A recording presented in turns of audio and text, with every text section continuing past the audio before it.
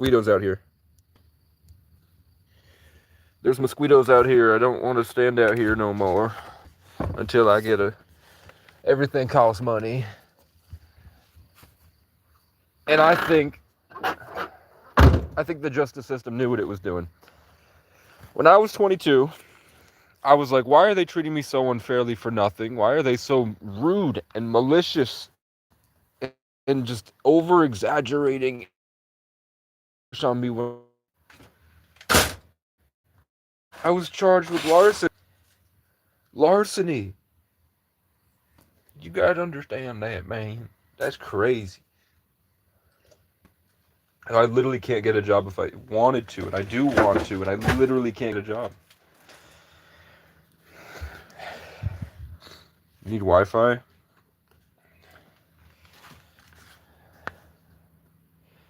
How am I supposed to get money? I literally can't get a job, man, because I have charges for taking a piece of cardboard off a door and answering my mommy when she said, I love you. It's that cartoonish. I swear to God. Actually, somewhere buried in my pile of rubbish is my actual, where I can show you that the background check comes back ineligible for work for responding to my crazy mommy's messages after she filed an RFA. Which I guess women can just do that whenever they want. They don't really need evidence. I promise you, if I wanted to do an RFA on somebody, I would need evidence.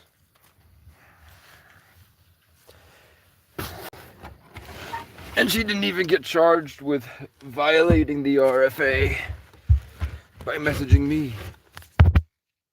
I'm gonna close myself in here this summer evening. Yeah, oh my God. Is my service bad? What the hell? Somebody's selling a bench press and 300 pounds of weights. Usually that would cost you about $700. But he's selling it for $160. And I've called the farms, I've called the stone place, I've asked Family Dollar, I've asked Cumberland Farms, I've asked the Dollar General, I've asked Walmart, I've asked UPS, I've asked construction. I have 3 carpenters that say when they need help, they will reach out to me, and they never have. And they just say they don't need help right now. There's nothing I could do but ask for money on the internet. And I don't want to ask for money on the internet, so I don't. But it's kind of my only option at this point. So my next harebrained scheme here is to try to, I guess I could try to sell. I don't really have anything to sell. These fucking mosquitoes, man. How'd you get in?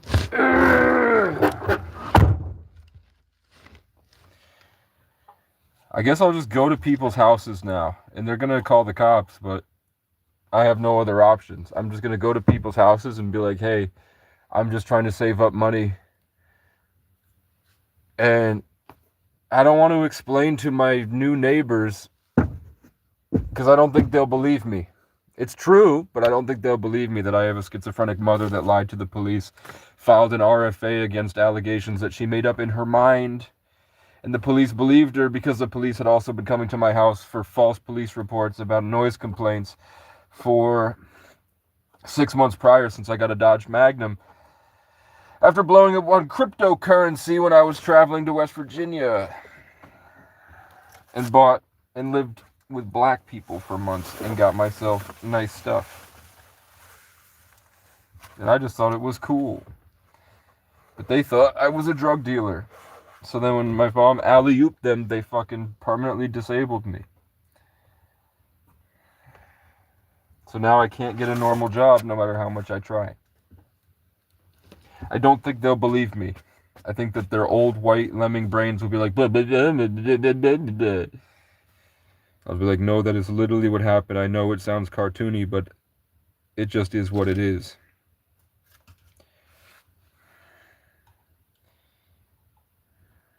What's your question, Two Explorers?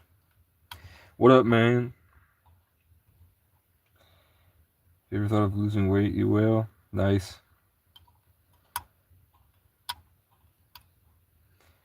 Yeah, I don't know. How did it get to this? Do you remember when the internet was like being scared to talk to a pretty girl on Messenger?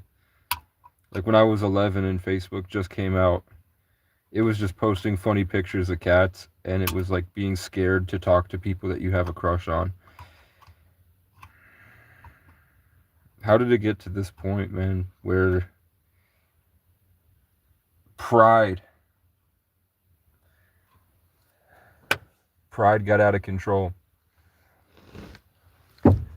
Mainly white people. White people became completely retarded and just very sick people.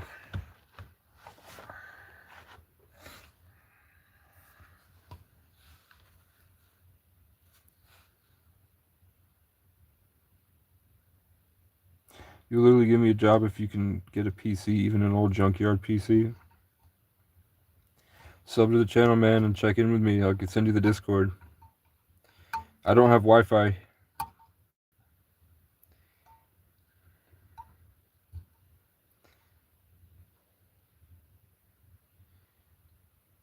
I went to the Catholic Church and showed them legitimate evidence of God in my life. I showed them that I had a vision, and I wrote it down, of a description of a place and a purpose for why I would be going to that place. And then I showed her where I was, that I was 4 hours away from here, and I'd never been here before. And then 3 months later, I showed her all the terrible stuff that happened that forced me to leave every town I was going to. All these different New England sundown towns. And then I got here and I found the place, and it was exactly as I wrote and described it. And I showed her many different instances of that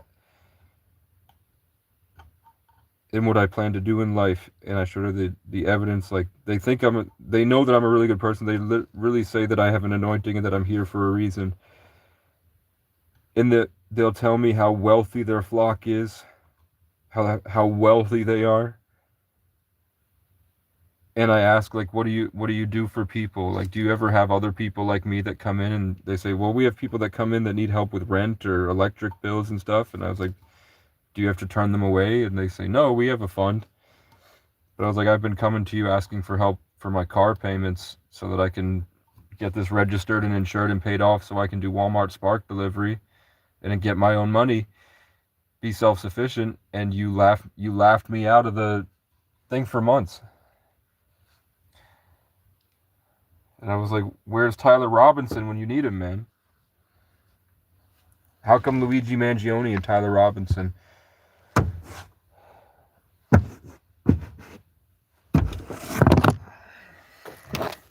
Mosquitoes. You can use the Wi-Fi hotspot on your phone though, right?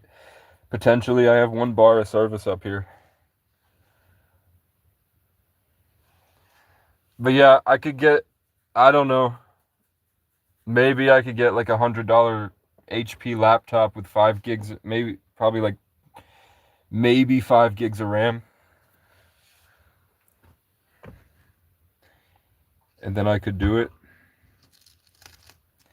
The small business accounting side job, you seem smart. I'll send you a Google account with the spreadsheets you see in the days, weeks, ins, out. I could do that.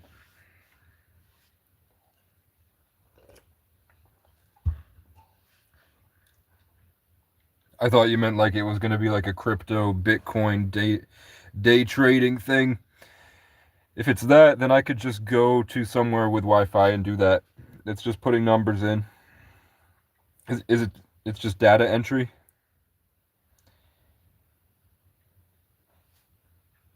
I can do data entry.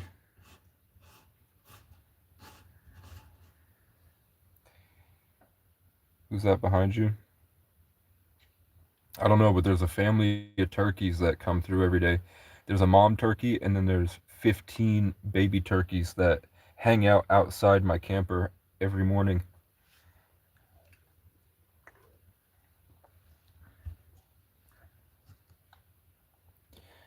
I'm trying to get a bench press and weights.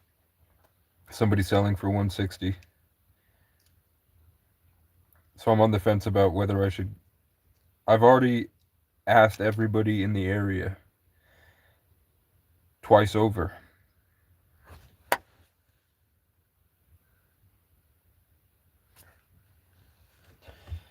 There's just nobody out here that's making enough money to hire somebody in contractor work. I wish I could.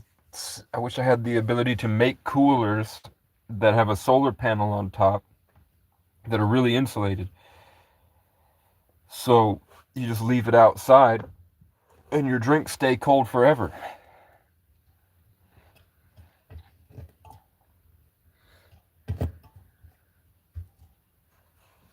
Or like a tiny water wheel that you can put into little streams and just take with you in a backpack and then put it next to the stream. And then the water wheel goes to a long extension cord to get it away from water, and then you can charge your battery there. What are we drinking? Olipop prebiotic soda.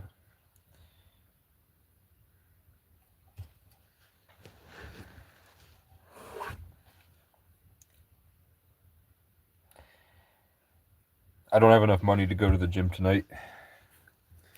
It is what it is.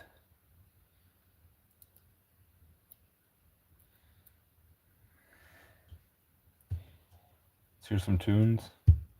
I don't feel like it.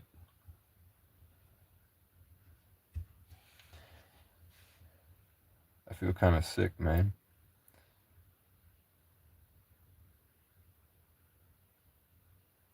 I feel empty.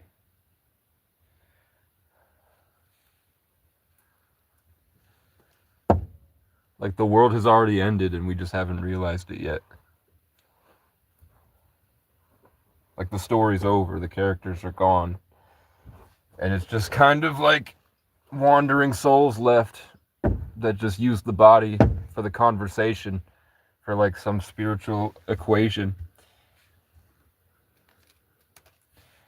Like last week, 3 different people in 3 different religions came up to me to tell me about purgatory and souls that refuse to go home and what happens to their souls if they don't go home and take the contract, and that they have to wander around in purgatory and attach to somebody else's body to ride them back up to the light. And that 3 different people on 3 different days in 3 different places from 3 different religions, Masons, Christians, and Native Americans.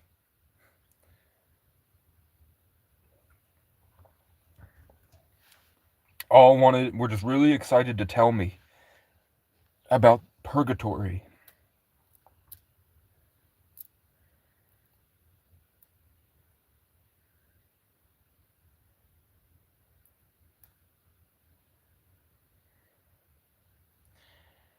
Make me a mod, Casey. Why would I do that, man? Bender, how old are you actually? Are you...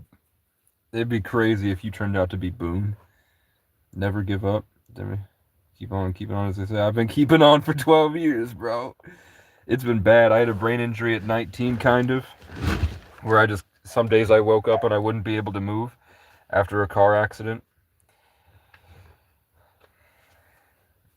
And I had to, like, Kill Bill, force myself to walk and then to the bathroom and then work out. And I got pretty big. But the channel is just I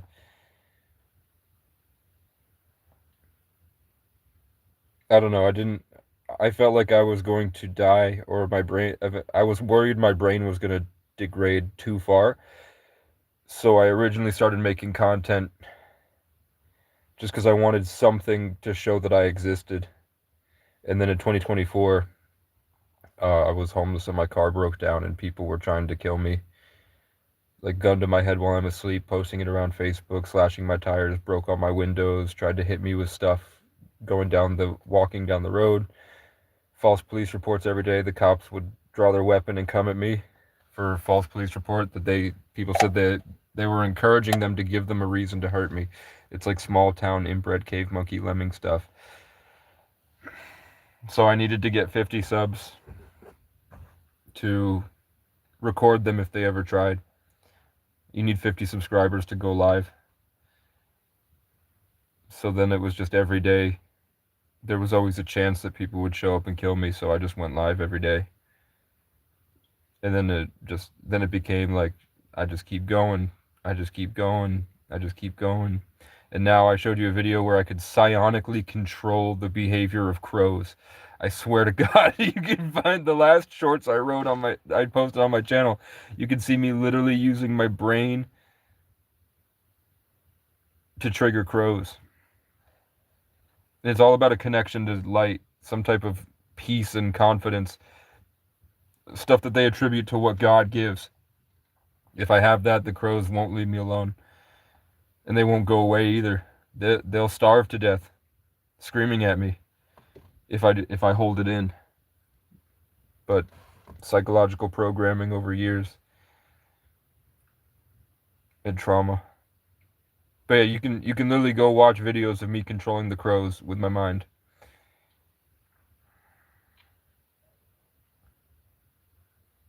And then before that, you can see me in a car, not connected to nature, but I can make the bird move by just moving my finger. It's not called psychosis, it's called living outside.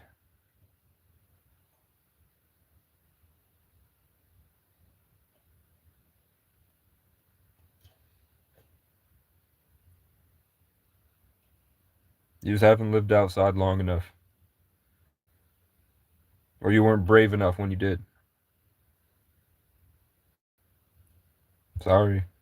I'm sure you can function well at your job, but there's a whole other world out there if you were brave enough to believe it might be possible. Or just wait without expectation and go solely off of what you see. Imagine nothing. Close your eyes, imagine nothing at all, and then realize that nothing that you're imagining is made out of the God particle, the Higgs boson, and that the entire universe is made up of that same God particle in the same structured pattern that's given physicist evidence of an intelligent creator. Fuck these mosquitoes! Yeah. Yeah. Yeah. Yeah, Harry. I must have left the window open and they're coming in from the fucking driver's side.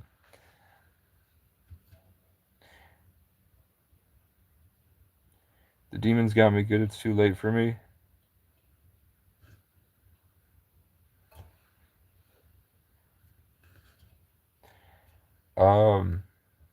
I'm not completely sure what they want, and I'm not completely sure if they're demons or aliens, but there are extra dimensional entities, and if you go to church and you fast, I wouldn't say go to church. What I mean is that there are people at church that have spent a lot of time and they're a bit more spiritually attuned, and they'll tell you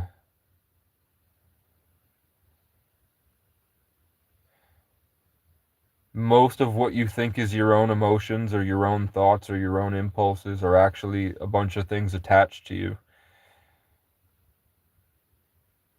that are manipulating you and driving you towards, usually it's just negativity, pride, and stuff that feeds parasites in your body.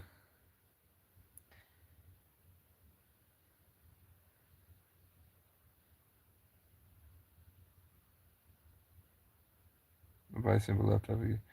You can show me am I able to do it from my phone? Sorry, I am different off the phone. This is just Casey when he talks to a phone, because it's kind of hard to have a authenticity. I'm much more normal off the phone, you know what I'm saying? But if I can do it from my phone, just comment, like scroll down a little bit and comment, and on another post. I mostly just bait losers on the internet because it gets my engagement up. You know what I'm saying? Like, these people are mentally ill and they're addicted to negativity. It's very easy to get them to stay kind of in a back and forth with the idea of me in their mind. So that gets my numbers up. But other than that,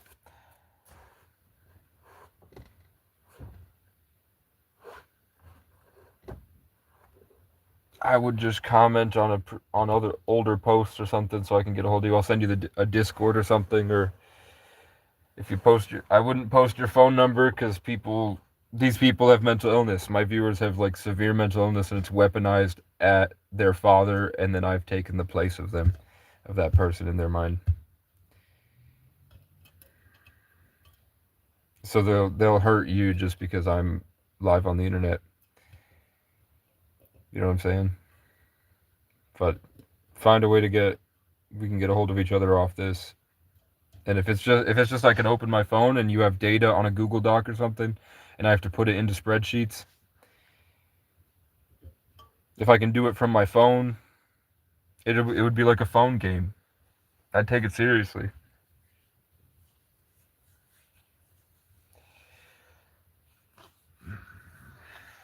I'd go on a hike every morning and then come back and sit down by the river where with Wi-Fi, with cell service, and just plug and play.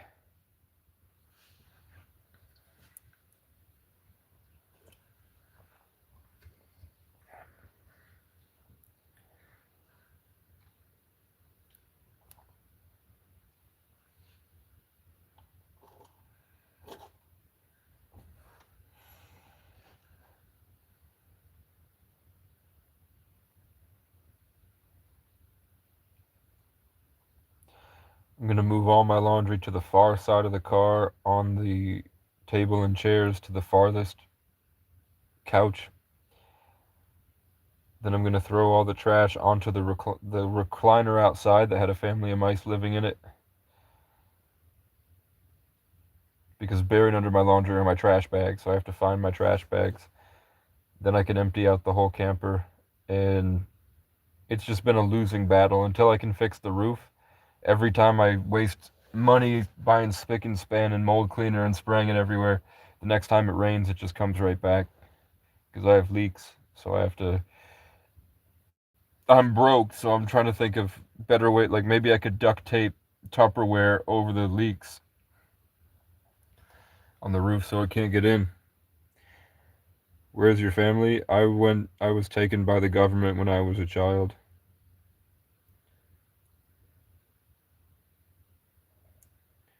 And every time I've made effort to try to reconnect with them, they have really severe mental illness. They live in Section 8 and they're narcissists. It becomes a pride thing. My parents, the only time my family's reached out to me in months was when I hit a milestone on my channel. I got a certain number of subscribers, and they don't care about videos of police brutalities or crying or people saying that they won't hire me and me trying my best and freezing to death and not being able to be there for my little brother who froze to death and all the terrible stuff I had to overcome. They didn't give a fuck about that achievement that I've made it still, and I got here. When I hit a certain number of viewers and subscribers, they all joined the live stream just to shit on me. Even my ex-girlfriend was there. Like, I don't understand how my ex-girlfriend, my cousin, my mom, my dad, all of them were in the comment section talking shit. And I barely know them.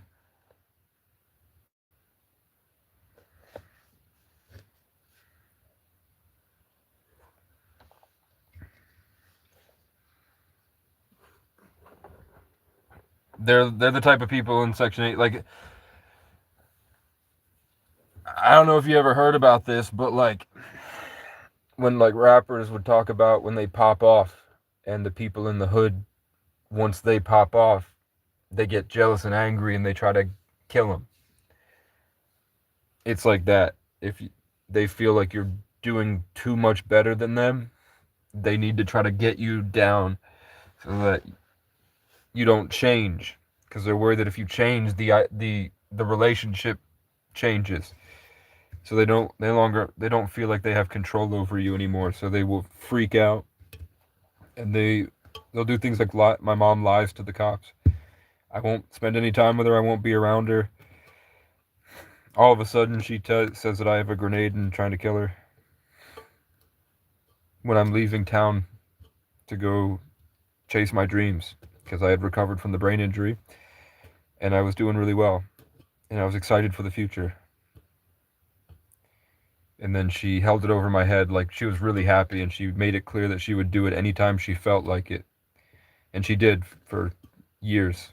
Just lie to the police, file an RFA without any reason to, and then message me every day so that she would have evidence to hold there while she laid in Section 8, so that anytime she felt like it, she had evidence, and that made her feel better, that she could just send the cops to hurt me whenever she felt like it. And she would lie pretty viciously.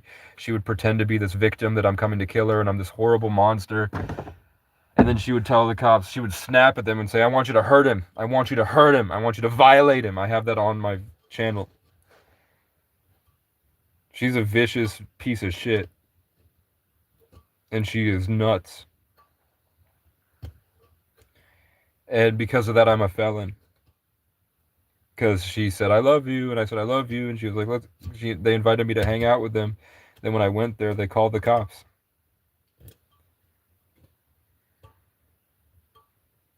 So violating an RFA is a felony, and that's why I can't work.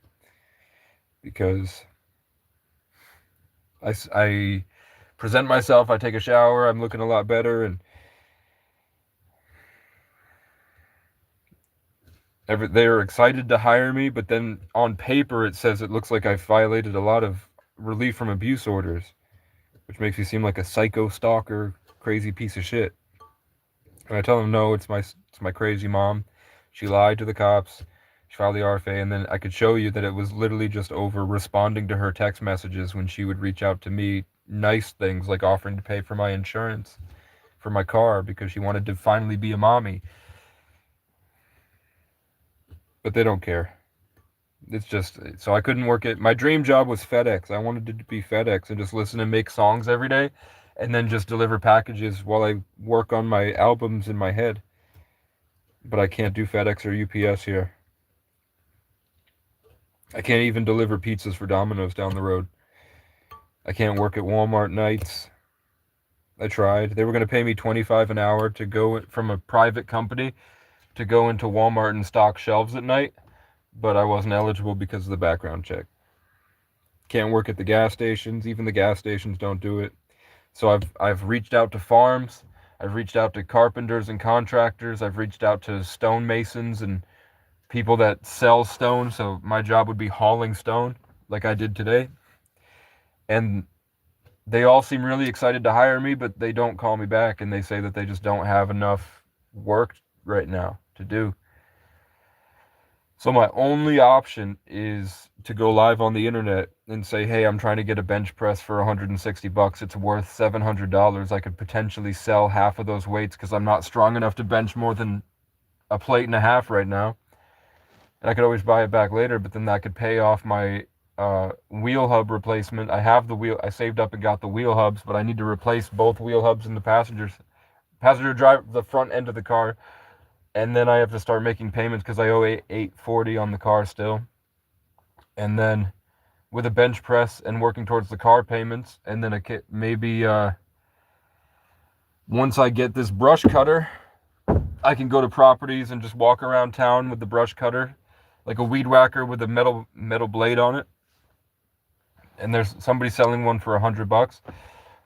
I could go and start the property that I'm on now. There's a lot of work that needs to be done. I mow the lawn here. It's a big property open for prayer for Christians to come here. None of them do, but they do on holidays like Good Friday and Corpus Christi. But other than that, there's not many people walking around, and I feel like it's kind of my purpose at this point to make it more enticing for people to come up here to have the God conversations, and then potentially take in homeless people or domestic abuse survivors and sex trafficking survivors, and just make this like a safe haven sanctuary, and try to fulfill the dream of the person who bought the place, because he's in his 90s, and by the end of this year, I want him to feel fulfilled, like this place has a lot of potential. I don't want him to just sell it so his grandson gets $3 million. I think that they have plenty of money to give to his grandson, who is like 11 years old. That's the only reason, like, is that they don't have anyone to keep up with the exorbitant property tax because they're out-of-staters. But if I became the primary resident of this place, I would get current use. I would get homesteading tax credit because I'd be the primary resident. Property taxes would go down from $20,000 to around $2,000 a year. And then they know that all I really want in life, because I don't have a family and all my friends are dead and my child died before he was born. I'm just not that interested unless I get $100,000 in a life to really attempt to have a relationship or start a family. I'd rather just travel around the country or travel around the world making music, and then I needed a place to come back to, and now I do here, as long as we keep it. So I was like, if you just make me the primary resident and technical owner, it could be like a joint thing that's protected. I'm not going to sell it because this saved my life. I was trying to kill myself before I got here because I'd given up after 12 years of sexual abuse and physical abuse and surviving through winters outside in -60 in rural New England. Then my family's gone. My brother's dead. My little brother's dead. So then I got this place, and I appreciate it more than anybody else. I understand the value of it, and we share a similar dream for it.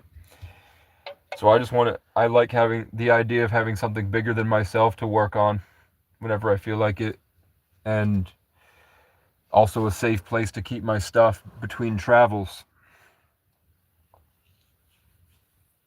So that's what I'm trying to do. Hello from Indonesia. My name is Suckundi's Nuts. How you doing, sir? I'm alright, man. America kind of sucks, not gonna lie. America's fine. Americans suck.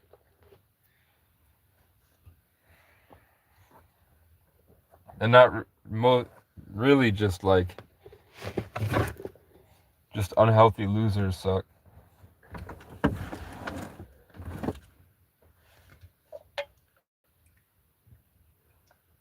Like, I'm sure there are some really cool white people. I just have never met them. And they don't exist. And they don't exist. I saw my old best friend today. And I haven't seen him since I left my hometown. And he had gotten a CDL. He was fat as fuck. And he was delivering cherry Pepsis into a Family Dollar up here. I hadn't seen him in years. At one point, we were each other's only friend. And we lived together. Like, I'm from the closest thing to the hood you can get in New England. It was 6 of us sleeping in a Section 8 apartment.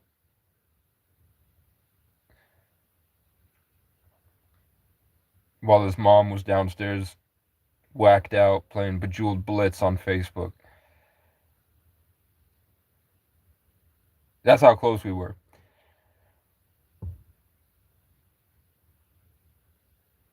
I don't think he even knew it was me. He just completely forgot about me. It's been 4 years. It's only been 4 years. 5 years.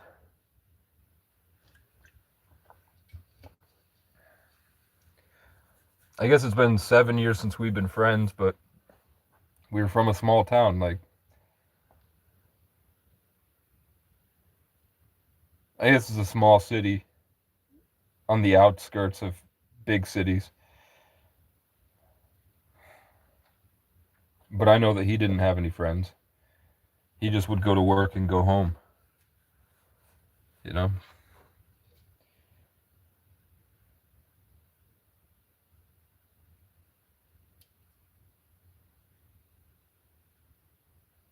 I'm trying to get a bench press for $160. Somebody's selling, and he's also selling 300 pounds of weights.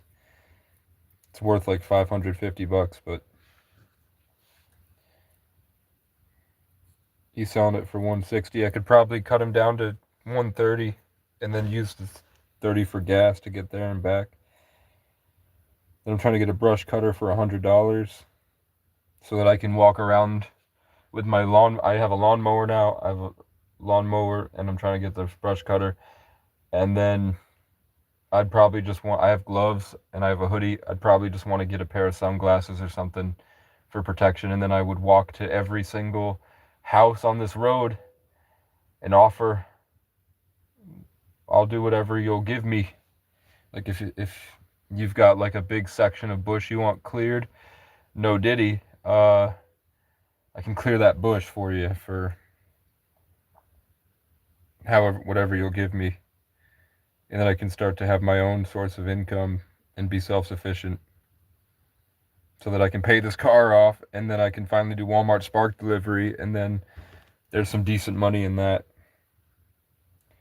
And hopefully Walmart Spark delivery doesn't care if you are a felon.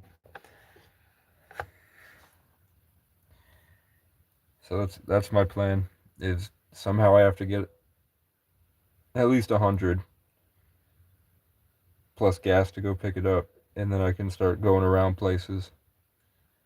But I am, like out here in New England, it's pretty rare to get deals like a bench press with an Olympic bar, 45-pound plus weights for anything less than $500, $700. They usually do $1 per pound. So even just 2 plates, 2 45s is $90. But this guy's selling everything for 160. That's a really rare deal. But I don't know. If I went to church and asked them for $160, they'd say, fuck you. They're decent money and tea. People are lazy, so they'll happily pay to get their lawn done.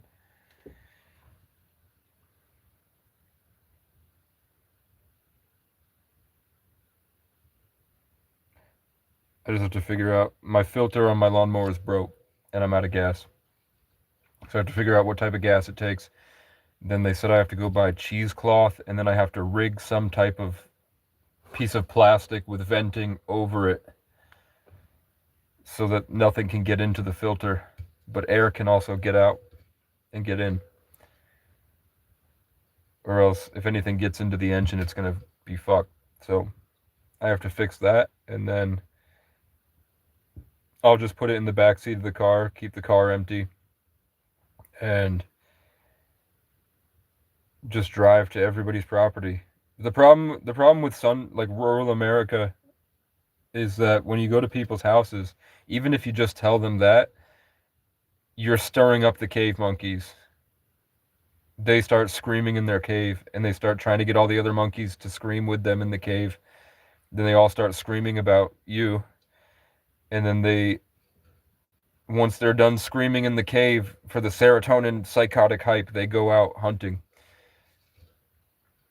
When I used to go to people like farms and places and everything and just say, hey, I am homeless, my car broke down, people won't hire me, I'm trying my best, I'm a hard worker, I'm willing to do it for $10 an hour. If you want me to do hard work, I'll just do it till I can get, I'll work for $10 an hour for 20 hours so that this week I get $200 so that I can buy phone service and a portable power station.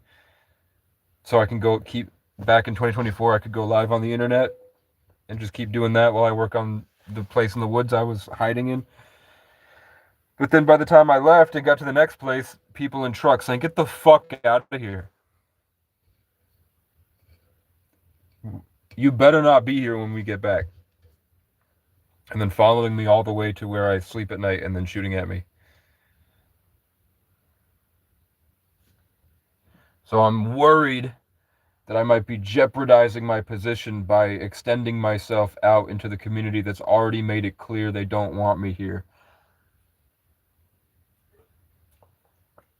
Every day when I go down this hill from this mountainside and I go to the entryway, there's somebody there staring at me.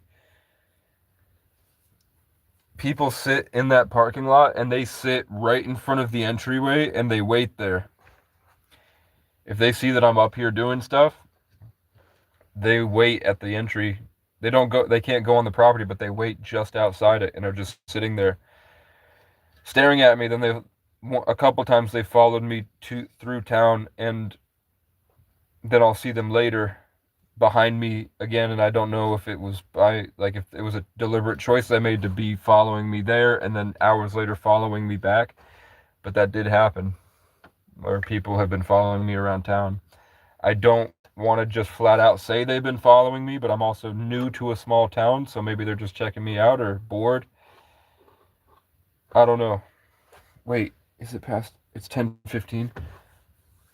Do I have my wallet? I do have my wallet. Do I have my keys? No, I have food here. Is it a 4-stroke or 2-stroke? I don't know. It's a Husky lawnmower.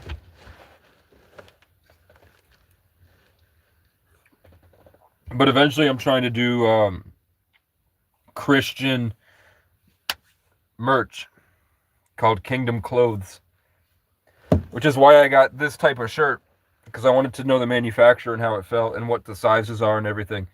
So eventually, instead of Huel, because I like the brand, I'm going to try to reach out to the manufacturer. And it said it will say Kingdom Clothes. And then on the back, it'll be red bubble letter borders with white letters that says Jesus got my back, or a picture of a glowing cross on a hillside that's blue and white at the top, and then in white letters at the bottom it'll say God is with us. And then just a bunch of different scriptures, like maybe like hoodies that are just black with white lettering in cursive, so it just looks kind of like you wouldn't realize at first that it's letters and numbers. It would just look like a cool pattern, but then on close inspection you see it's just covered in scripture. And I want to call it Kingdom Clothes.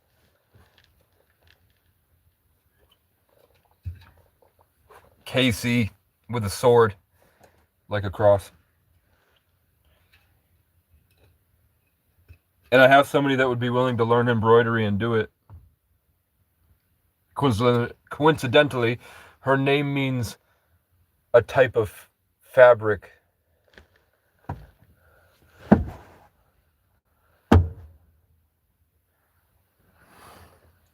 But I don't have enough money to do that yet.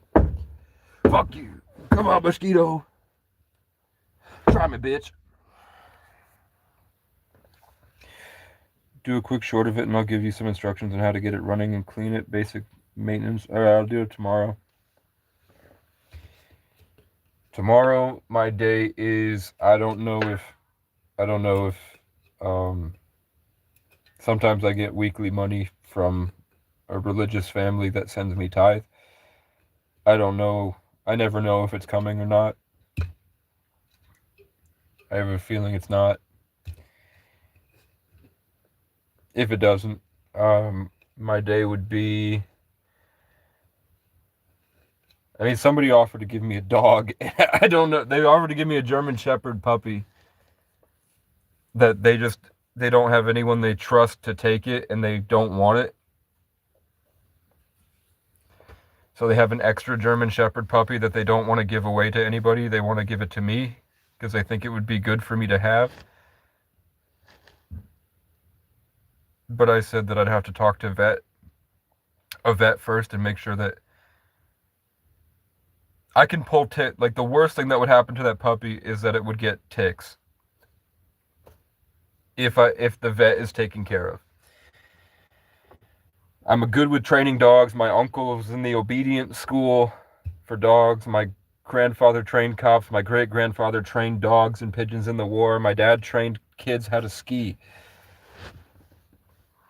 We're a family of trainers.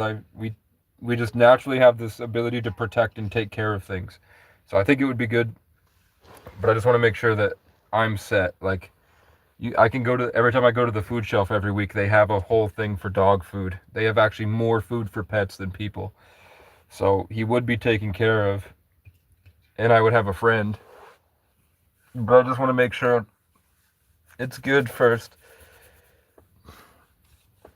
Like, if there's any reason that, like, the problem with the pigeon was that the pigeon doesn't listen, and the pigeon has diseases, and the pigeon,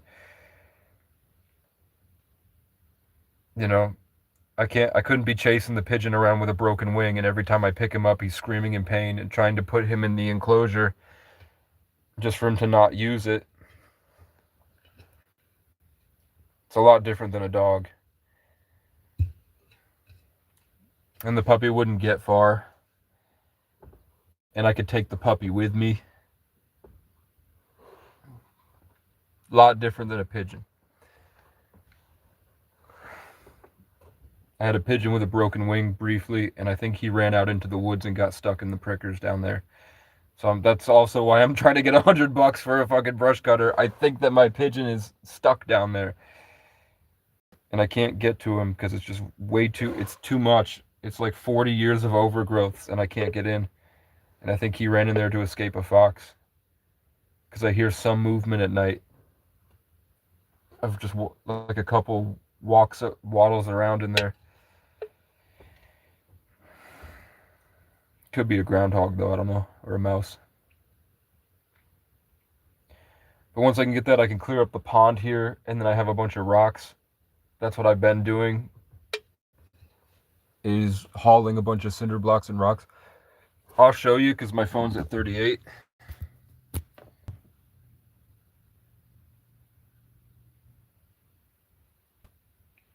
Local council, are you Native American?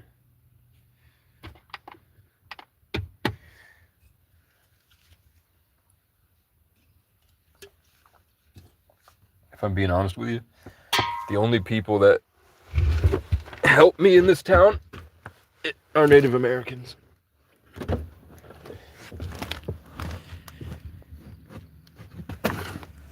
Like, the person that wants to give me a dog is Native. Check this out. I put a fucking chair. Let's move it.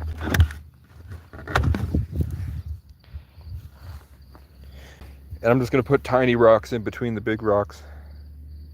Scottish, I'm Irish, and Native.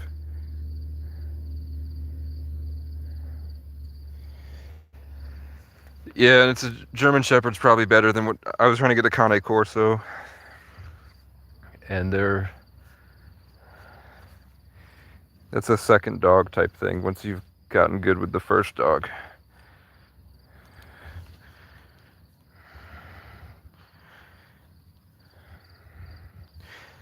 But yeah, here's the rest of what I hauled. I've got 4 or 5 more loads of rocks, and then this was 4 loads.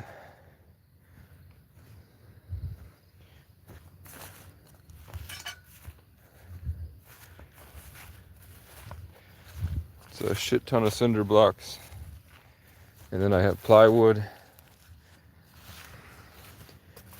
This was a garden bed. That's a Shelter Logic tent, but it's not one complete one, it's a bunch of different pieces. So it's more like framing for a custom thing if I want to make it. Here's about $1,000 worth of pavers, 500 pounds each. I have 11 of them. This is a bird net to keep birds out. That was my pigeon home. My pigeon used to live in here. I don't know if that weed whacker works because I don't know the oil and gas mixture that it needs. But somebody just said it, gave it to me for free. He didn't even know if it works. Potentially, if it does, I could try to get the brush cutter attachment and try to jury rig a metal piece to this so it works. And then this is a car that I got because they kicked me out of everywhere I could legally go, and the guy said that he was going to take a bucket loader and kill me in my tent if I was still there. And it was the middle of winter, so they made a GoFundMe. So I still owe $840 on the car, and they're pissed This is because every day I'm busy. It was in totes, but I needed the totes. I still have one more thing I have to do down the hill. I didn't get a chance to do this today, but it used to be a lot worse, but I just can't find my trash bags. The reason that I like the ants in here, because the ants don't bite me or bother me, they don't even crawl on me, and they eat the ticks and the spiders. So before the ants were in here, ticks were crawling in. But now no ticks crawl in when there used to be like 4 or 5 a day that would wind up on my pants. Like they would crawl up my leg at night because they come in from the ground under there. And now because I have ants, I've seen them. They eat the ticks. And there's nothing, like, they're probably just going for crumbs in that Cheeto bag or like bits of sugar in the Olipop. There's nothing much for them to eat. Like, that's probably, he went in my Arizona, and that's going to be gone today. I just put that in today. There's maybe crumbs on the pizza. I'm just waiting till I can find my trash bags. Because I literally can't afford trash bags, and I need it. This used to be full of water. This was because it was in a tote, and I needed the tote. But I also have... Somebody gave me all this protein. And every week they give me another thing full of it. So I have a lot of protein. I heard the word alpha-gal. I don't want sickness. Okay. I can't find my keys, man. I've lost my fucking keys. I've lost my fucking keys, lad. I don't know where they've gone. I usually put them in there. Maybe it's in my car. Did I leave it in my car because the windows were open? So I knew I could get back in? Yes, I did, because I'm a genius. Let's go for a drive, shall we? I don't have any gas, actually. I have enough to get across town.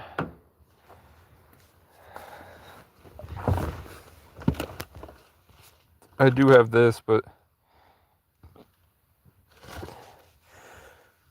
I just feel like driving.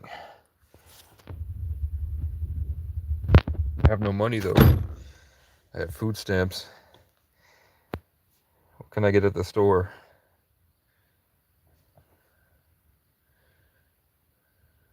It might not even be open.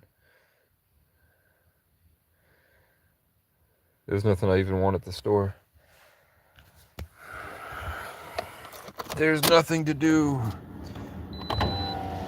If you're here, are you here, Bit?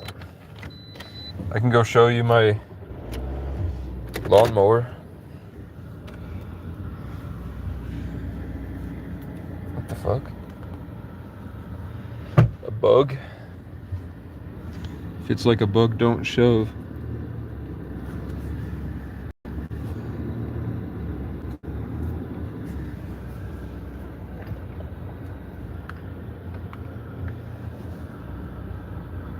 Okay. I didn't hit my patio. Let's show you what the patio looks like, though. Rocks on the ground arranged.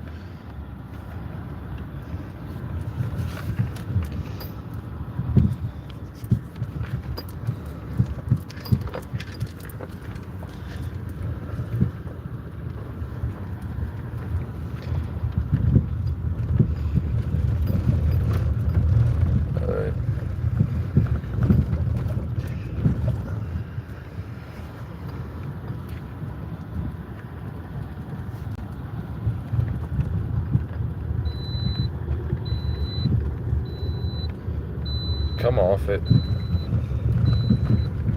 I'll stop in a second.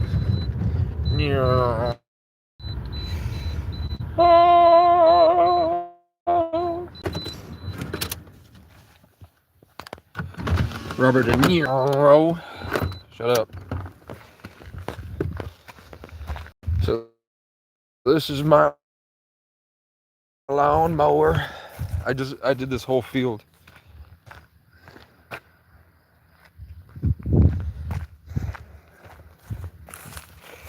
This is a filter. They said to get a thing of cheesecloth, and then I have to put a piece of plastic over this so that nothing can get in, or else the engine is fucked. It's a Husky 550EX. It's like hauling things, but you don't have to haul things.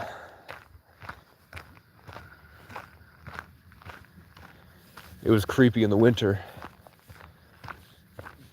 I would watch Daredevil. Is that a firefly? Is it a firefly? Yes, it is. Can you see the firefly?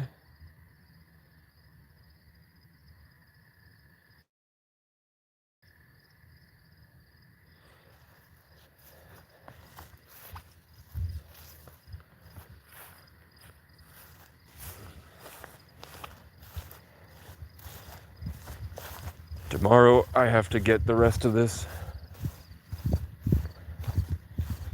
Like, I have winter tires here. Cable tied around the air filter box. I went and got them all these chairs, and they went, "Are those your chairs?" And I said, "Well, they're for everyone." The people that, like, when I meet people around my state, they say that the owner is a great man. The owner does not live here, and he's in his 90s. Everyone had nothing but amazing things to say about the owner. The people who are managing the property that are actually supposed to before I got here, the people that are supposed to come up here and do this, the people that are supposed to come mow, they only do it for themselves. They belittle me. They talk over me. They have nefarious plans for this place. They brag about how the owner can't remember the things that he agrees to. But they also say that the owner calls them and says, "I need you to help Casey as much with whatever he wants. I want you to go up there and fix his camper for him." So they are, eventually. So that's cool. But isn't it cool that the owner and I both have this kind of, like, all I want to do is haul rocks, and then I look at what the owner did while he was here, and he also has the same sort of idea that I like. Now that the snow's gone. This looks like something I would build. He also likes the idea of building with stone and kind of following nature's plan already. Like, all I would do here is brush cut all this, power sweep it away, and then I would take retaining wall blocks and retaining wall this so it's flat. Add a little bit, not a lot of stone, so it would still be dirt and grass, but there would be some patio stone around.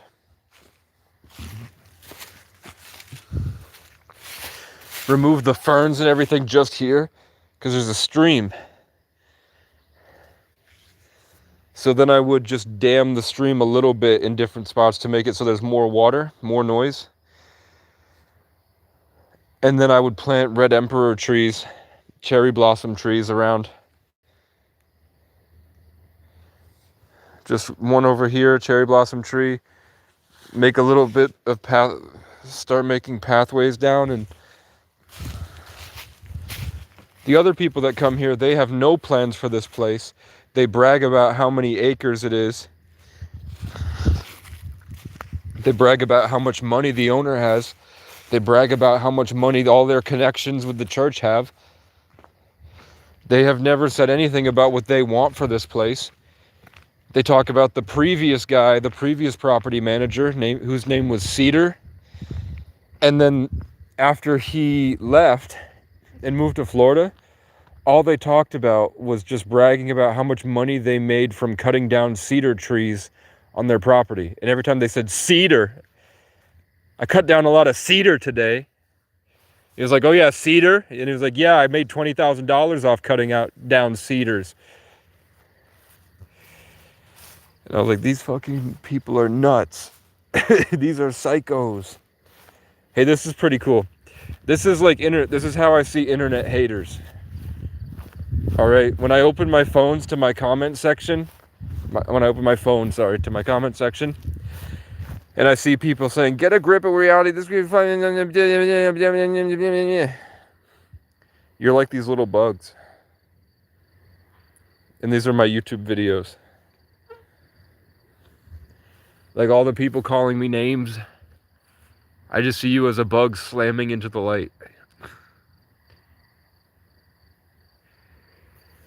But yeah, wealthy whites are nuts, dude. All they talk about is like insinuating power games. It's all about power for them. Like there's a really wealthy old lady that comes up here to exercise, and all she does is insinuate that she could get me kicked off the property. And then I say, try it, bitch. And she runs to the church and lies to them. And then they go, well, the church doesn't own this place. So there's nothing she can do. So then she shows up and she says, is that your machete over there? Like she's gonna say that I threatened her or something. When next to the machete was a weed whacker, because I was cutting down brush. And oh, that's cool. Can you guys, if I turn this off, can you see the fake star?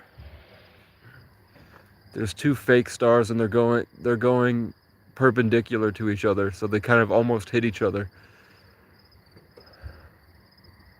They're two different colors too. Oh, no, two more are meeting over there. And then one disappeared into the black. There's a lot more fake stars up there than we realize. And they change direction all the time, which is impossible for the technology that they say we have. For them to just completely turn 90 degrees and keep going the same speed with how high up they are. They have to be going 1,000 miles per hour. And then I've seen these stars just completely 180. I've seen that. Yeah, I just literally saw one. Now it's going the complete opposite direction. So it literally just 180'd when I said 180.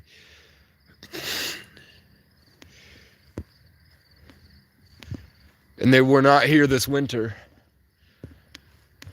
I didn't see any of these types of stars in the winter. And I also see planes and satellites. I know what those look like. Whatever these things are. And there's a lot of them. There is a lot. Like I'm seeing at least 10 they're just as lit as normal stars, but they go much faster and they change direction. And they're pretty much everywhere. And I don't know what they are. Like satellites. But you know how big those satellites would have to be? Plus, they don't really need a reason to do what they're doing here. Like there's another one right there.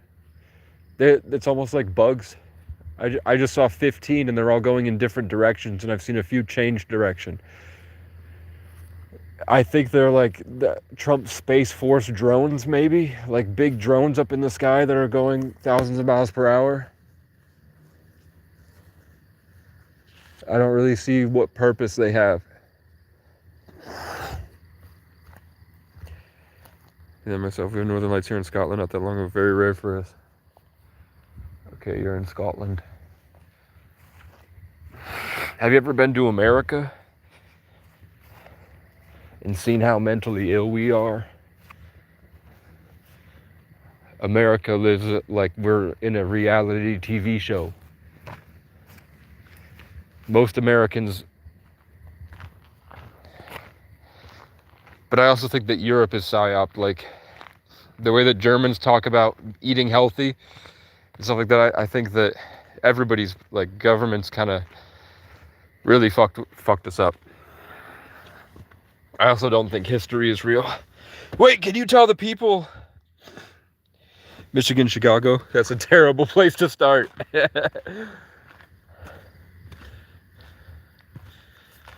I've only been to Greyhound bus stations in Michigan and Chicago, so I don't really know. What was I saying? I was saying something important about Scott. Oh yeah, could you tell them about Scotta, Queen Scotta, and how her throne for Queen Scotta, the founder of Scotland, has ancient Egyptian metalwork and symbolism, that Scotta was most likely a pharaoh.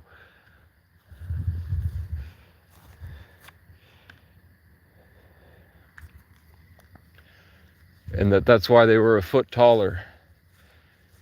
And that if you look at American history, there's a lot of stuff that talk about how there was some rich African dynasty that, if you look at legal documents from like the 1800s, there's already a clearly established titles to an ancient African family that owned most of America for a long time.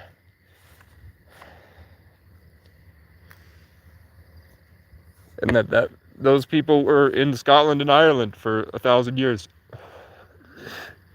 Like, the Irish didn't just spawn melanated freckles out of nowhere. The Irish have the melanated freckles because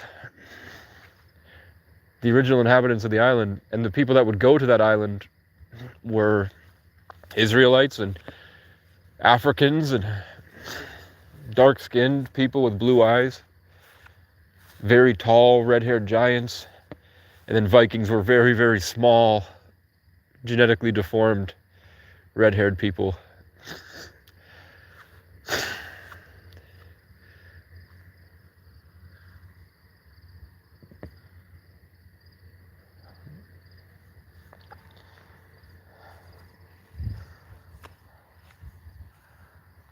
Yeah, you think, should I put my Cash App and ask for money? Should I do an internet beggar thing to try to get this $160? Because that bench press and those weights,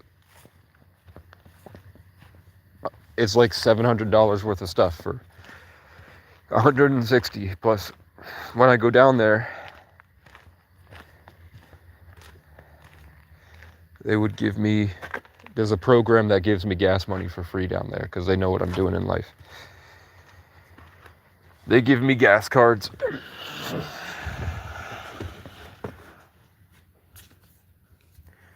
I doubt it.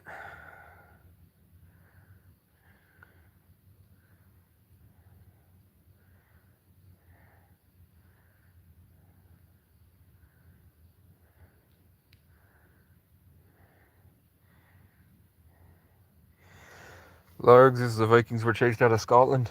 I'm O'Brien with the EN.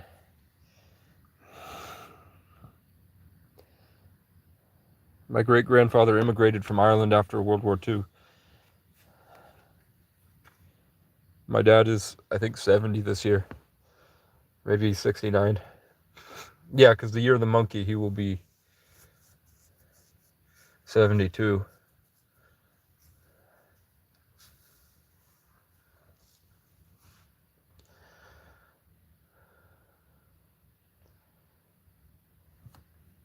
My audience likes to watch me suffer.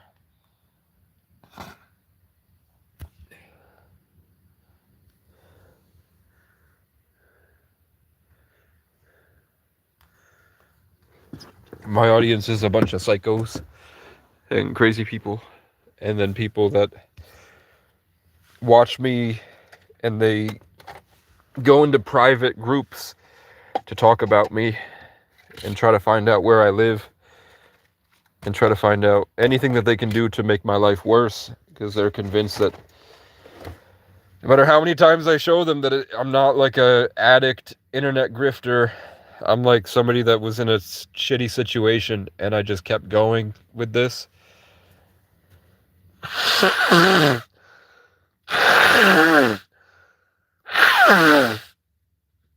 So, fuck number of people like to roam around online and hate people for any reason. I never see any black people doing it.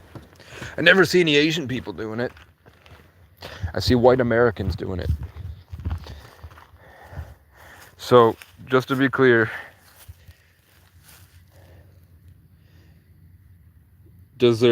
for this intake here, does it need to be, can it just be a cloth directly over it? And it will pull air in from the cloth, between the cloth, and stop from physical stuff from getting in? So I could just put a cloth over it and then I have hair ties and duct tape? Or does it have to be the cheesecloth around the sides here like it used to, and then do I have to get a literal plastic thing like a piece of Tupperware and duct tape that and cut holes in that so that air can get through? Like if I were to block it with a cloth, it would probably cause this to blow up. Or can I just super glue a washcloth over it? I don't think, I'm sure the exact part for this would be expensive.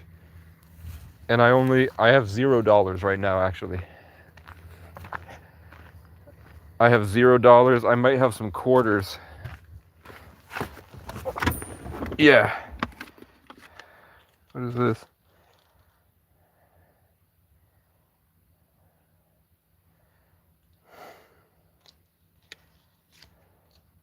Spiritual emergency. Phone number.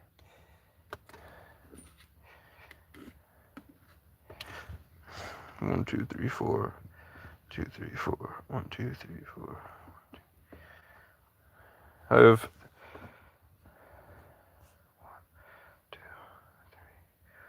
have $4.73. So if that's enough for I'd probably use it for gas.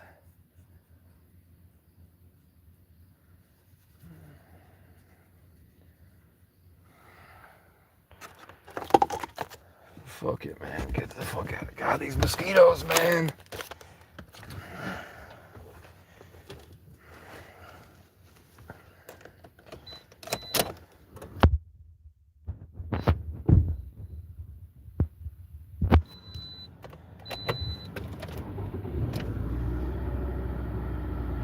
Should be plastic shroud with an actual filter, but a bit of cloth with duct tape will do the job. It's basically just to stop crap getting into the air intake, which would score the cylinder.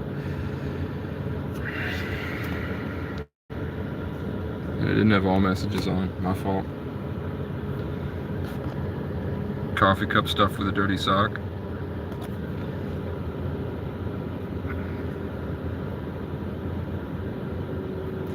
What? Coffee cup stuck with a dirty sock? For my lawnmower?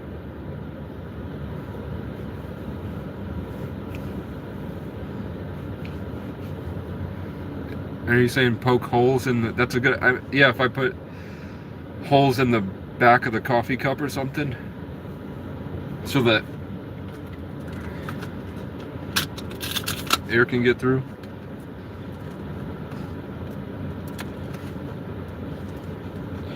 This will go bad if I don't eat it, so I have to eat it. There was only one left, and they restock every 2 weeks because it's hard to get up here. It's hard to get this deep out into rural America, so I wanted it because it's pretty good, and they rarely have these because everybody wants to get them.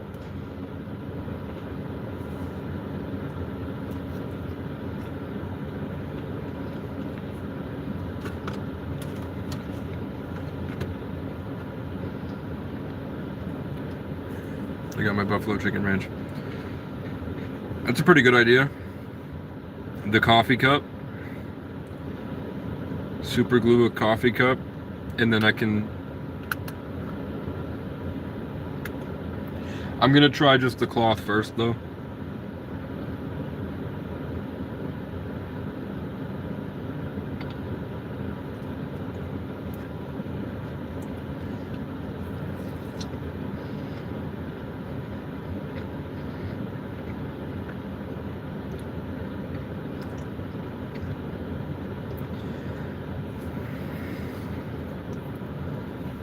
I don't know why my church won't talk to me. I have so much cool stuff. Like this.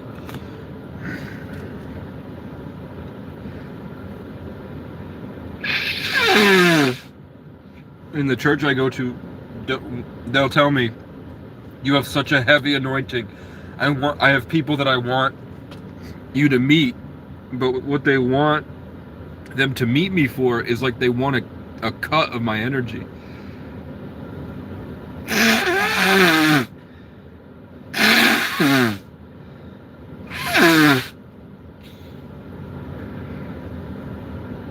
They have a very pagan view of Christianity, about like doing rituals and energy harvesting for power, and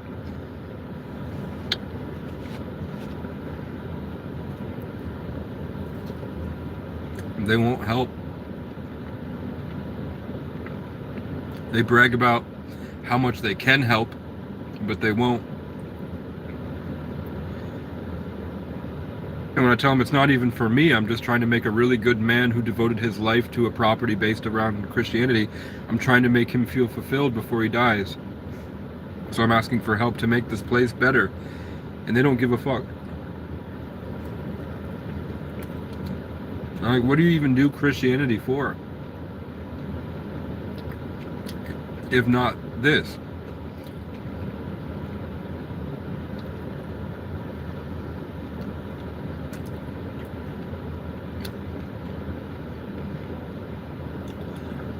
Yeah, I'll try to do washcloths, and then I'll do hair ties and hair tie the washcloths around the 2 holes that air goes in.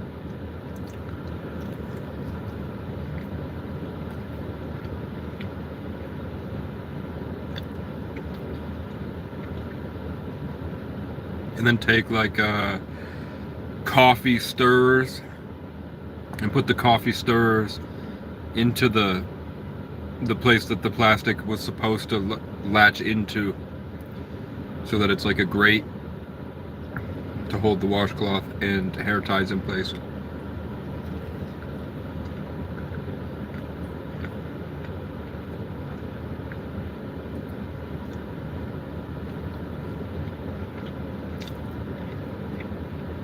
The church I go to brags about how wealthy they are, but when I ask them for help or for jobs, they pretty much tell me to fuck off.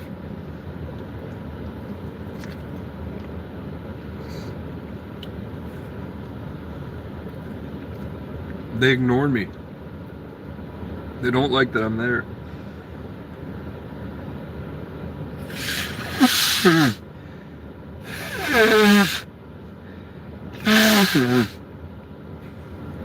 I was telling one of them about how God keeps sending people with the name Brian into my life all the time, and I don't know why, as well as Frank and Casey and Vinny and Alex and Dan or Danielle or Aaron with 2 A's or with an E-R-I-N.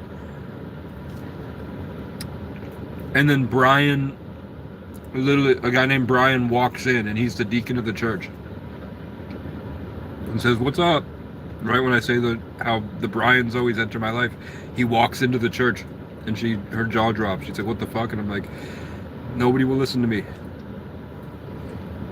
I'm telling him about the literal miracles God is doing in my life every day, and how crazy it gets. But all my big ideas need help. And it's not for me, it's for Christians, like this property, and ideas to help homelessness, and stuff bigger than myself. And they are like hundreds and hundreds of people, because I've gone to every church in my state almost in the past 12 years. Every time I've gone, even when I was a kid, starving and freezing to death, homeless, they just tell me to fuck off. I don't think they're Christians. I think they're pretending to be Christians, and it's some secret organization I don't know about. Or Christianity isn't actually what they make it out to be.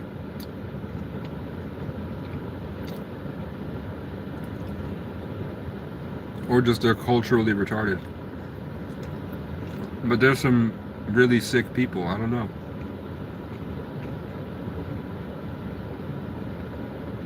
I don't know what to do. I can't do this by myself. No one will hire me here. At least with L Bite Bitch. Do you have something that you'd like to be called instead of Bite or Bits? Because I'd be calling you Bite Bits or Bits.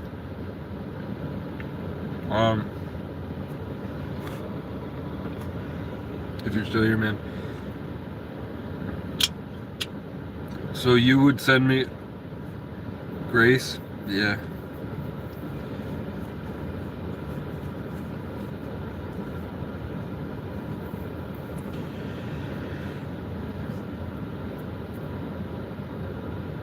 So you have a data entry job where you send me something and I open up, is it Microsoft Excel? Grace.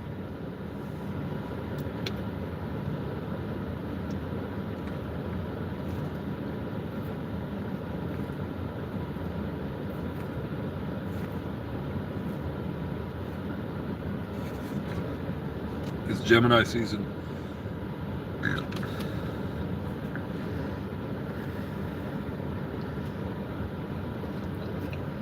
Grazer.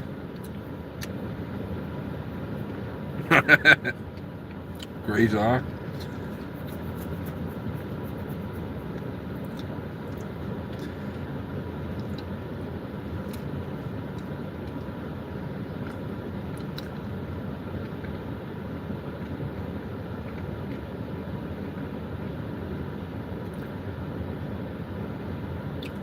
I don't know what that means, man. I don't know what Grazer is.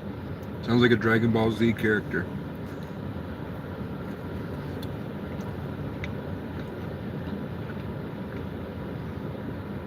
But yeah, man.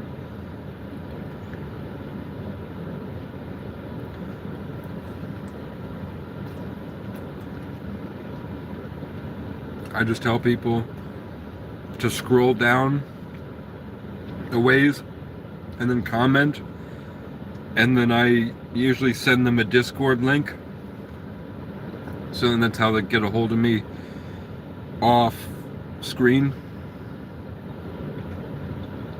If you actually have an, what is it exactly? It's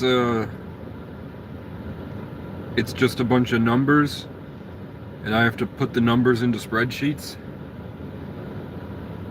Is it more than that?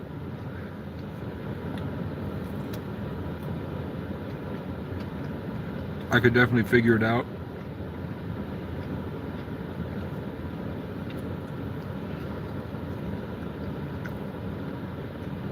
And I do have a Wise account for international transfers.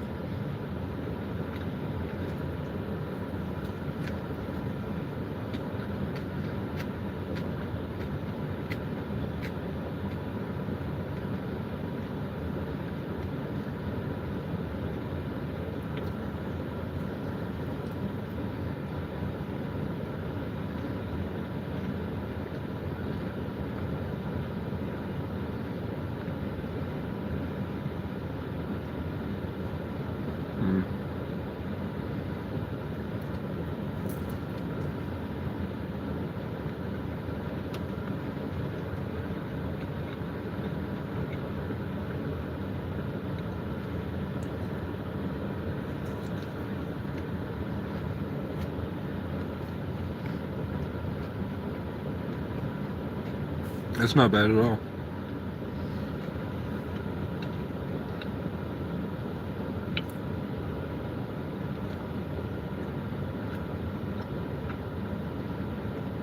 Okay.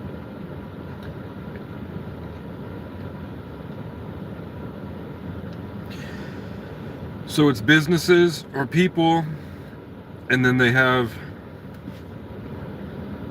how much money's coming in and where it's coming from, and how much money's going out and where it's going. And is it just... I bet you probably already have a template. You have like the everyday... Like, I don't have to make one. I bet you already have a template for... And it is just plugging numbers in. Do you also have to plug in the names of where it's going? Like, I'm reading their bank accounts, and then I'm putting it into a spreadsheet and totaling it for them.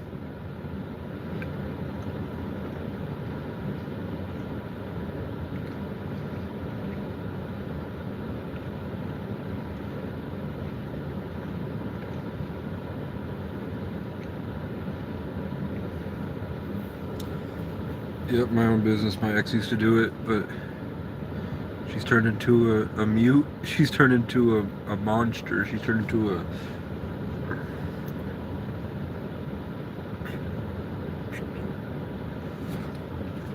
Is it grueling work, like hours long, or is it... That doesn't seem like it would be a lot of work. But I bet they pay you a lot. Like, that seems like something I could do, like a phone game. I would take it serious. But it's just like, do you just pull it up every... How long does it usually take you a day? Is it a full 9 to 5 level? With all your... And with many, many clients, or...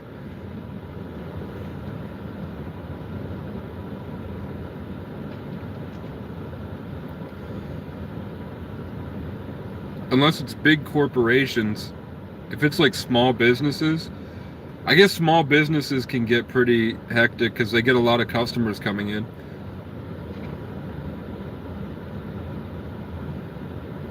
And AI probably isn't at a level where we can trust it to do it, to not make a mistake.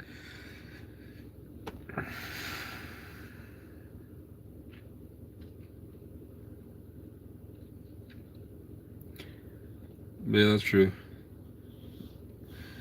Like, even just like a local business in a small city, they're getting 1,000 customers. Plus, they have to do how much money it costs for prep to restock the foods every day, and paying the employees. So that can get complicated, if that's what it is.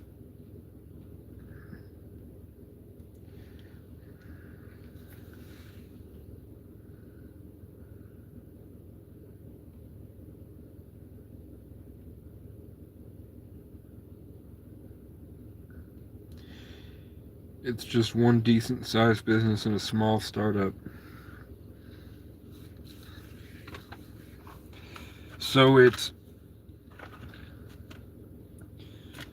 I get sent their transaction records,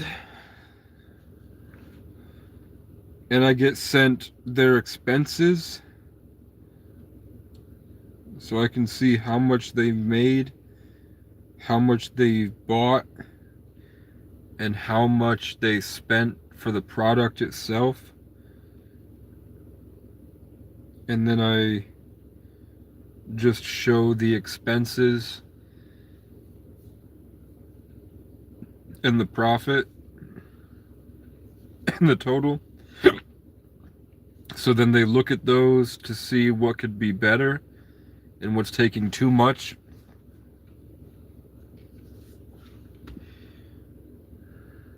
Where they can improve and cut corners. What's selling more than others? Like, is it by product? So I have to... Is it just numbers, or do I have to put in I have to write exactly what, like I have to type out the whole thing. So if it's like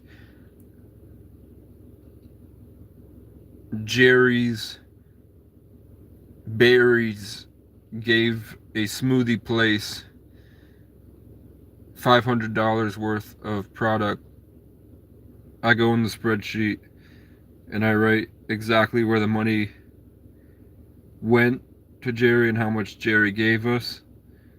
And it's just a long list of those, of stuff like that. That's what it is. And then like we bought plastic straws, and then customers bought 45 smoothies today.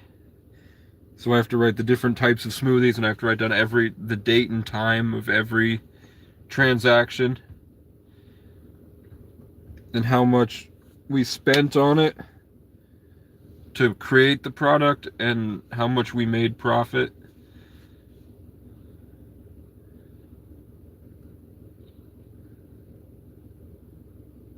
Because I can definitely do that from my phone. You'll get sent daily a list of items and costs, just photos of receipts from stores or invoices. Then you just transfer the item description and the cost.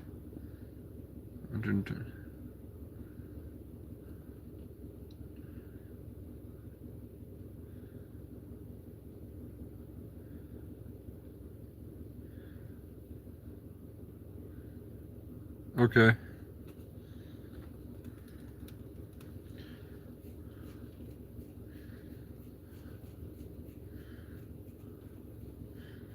Okay.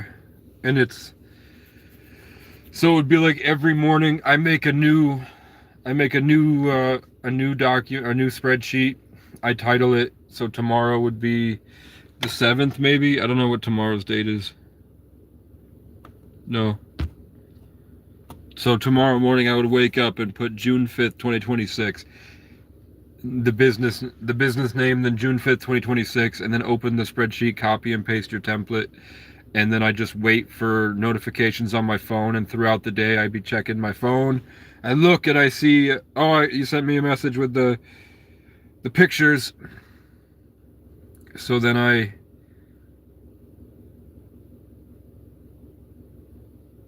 oh, that might be that. I see why you need a computer.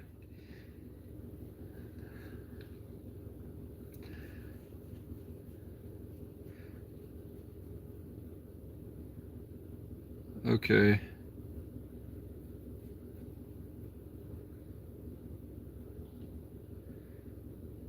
All right, I will work towards a computer, because I'm going to need to read the receipts on the phone to plug it in. And then just at the end of the day, so throughout the day I'll just wait for messages, and then probably just make a habit of the next morning when I make the new day's document, I just save yesterday's document and send that out. I guess I could, in the spreadsheets,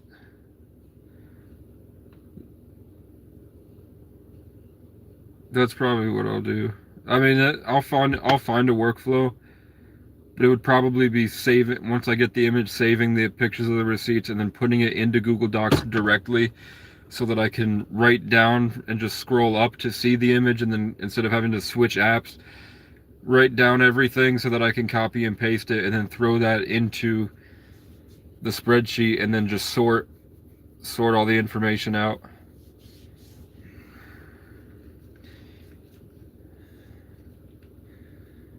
And then just finding a good workflow so that I only have to do it.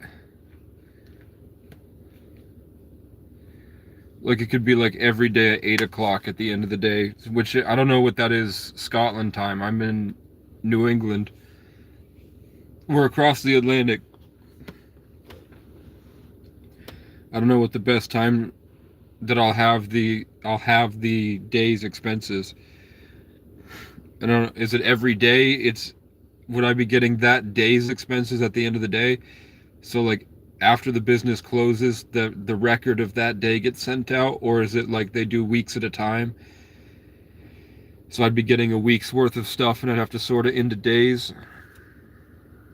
There's no need for you to create one. Templates? Yeah. I'm just wondering, when do you get the information and when's the deadline to send the information back? Is it every morning I wake up to pictures, and then every night I send in that day's worth of information, and then the next day I get the day after that one's stuff, so we're keeping up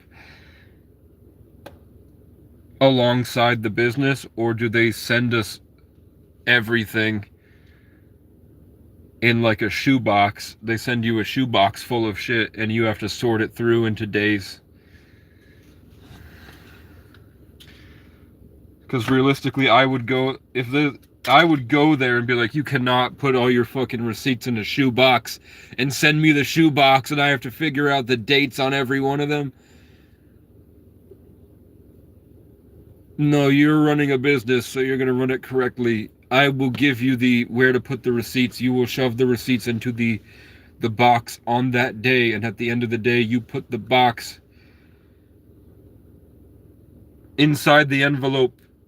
Metal thing where you put the receipts is a envelope, so that at the end of the day, part of your thing when you get the register done, another thing that you have to do is put all the receipts into the envelope, write the date on it, and then put it in the management so that the management has every single day's worth of stuff to make it.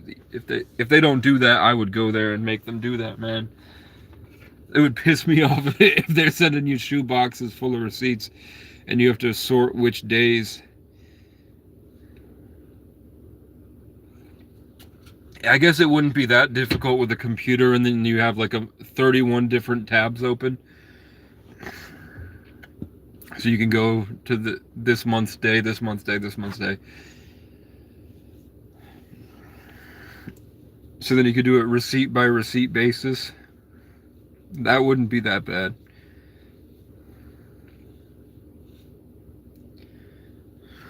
No, I keep it all organized, bro.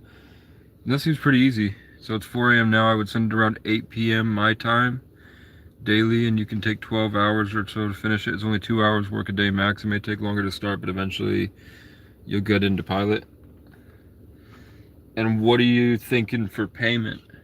I'm only asking because people are watching, and it's gonna make them mad that I have I have some type of business. I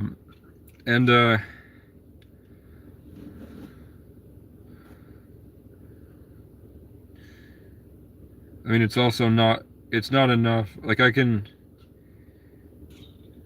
it's not even like a job, really. I guess I wouldn't say it, actually. Just message me privately. Just scroll down to a random video, and then I'll comment the link to.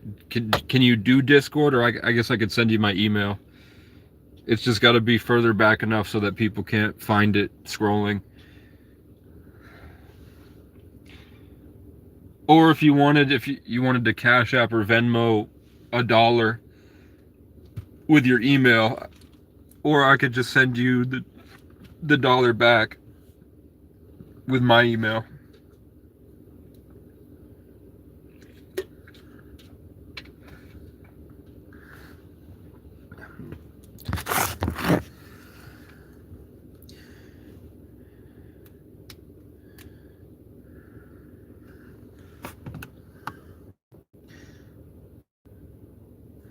Yeah, just go at some point hit a random video, go to the comment section and put email ? Or something, and then I'll be able to go on my YouTube studio and look for comments I haven't responded to, and then I'll see your comment, so it'll be far back enough that nobody will see it, and then I can send you my email.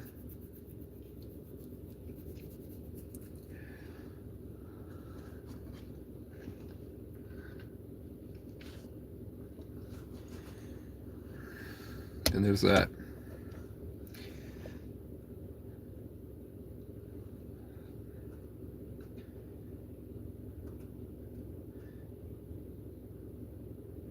And that works out really well for me because it's not much of the day. I'm sure it pays well and it gives me something to do, and it's something where I don't feel like I didn't like working at jobs I had to wake up at a certain time and I had to be stuck in a room with people that just say negative things and drama and they're fat and they smell. I liked working at Dunkin' Donuts because I liked the girls that would come in. But now I'm 26 years old, so I think if I did that and still worked at the Dunkin' Donuts, they would see me as kind of a creep.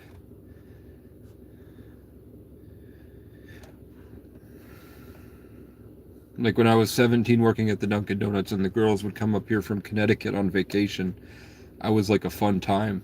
But now when I'm 26 and the 21-year-old girls would come in, I could still do what I used to do with giving them free coffees and folding up the receipt into a rose and sticking it on the top of the coffee with a heart or something. I never really did a heart. I just gave it to them for free with a origami rose on it. I could still do it, but I'd rather ride into battle on a horse and then in the evening time sit down and do some accounting. You know what I'm saying? I'll pay you a decent amount. Don't worry about that. I'll top your phone up a bit.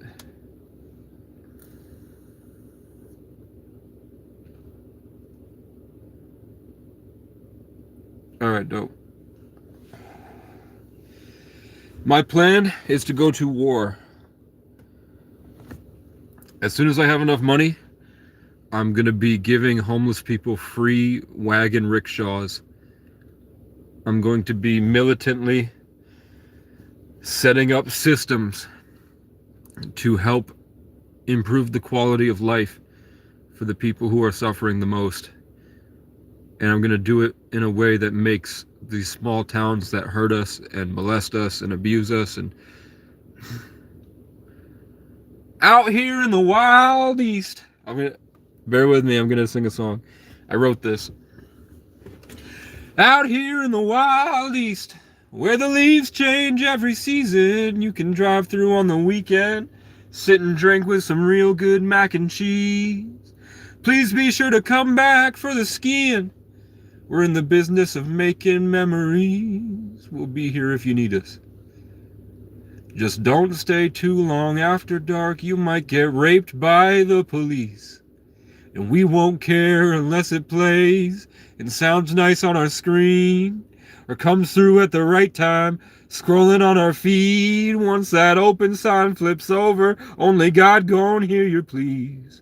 Out here in the wild, wild east.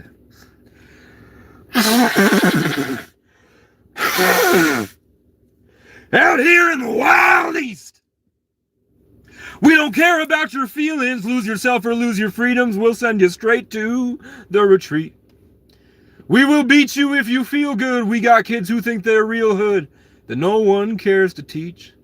We take pride in being mean. You should see how tourists treat us. So hold your pain and hide them stains, or we'll ask you to leave.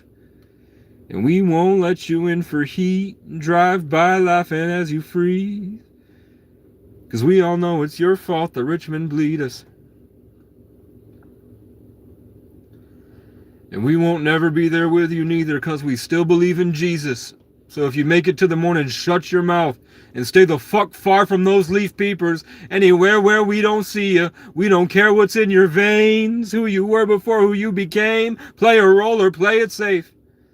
'Cause if we don't put on a good show, then we'll have to hunt to eat. Out here in the wicked, wild east. The world's toilet and great escape. Where our problems hide in closets until it's your turn to get raped.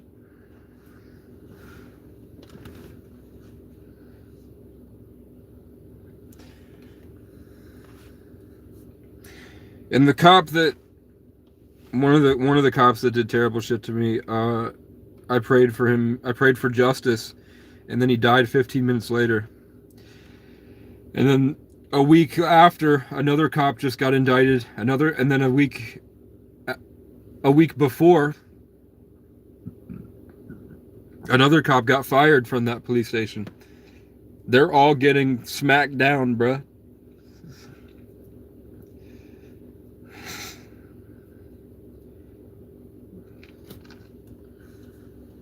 It was a group of guys that kidnapped a trans person, raped her, and dumped her in a ditch and killed her, and then called their friend who was a cop, and the cop said things to make it impossible to prosecute.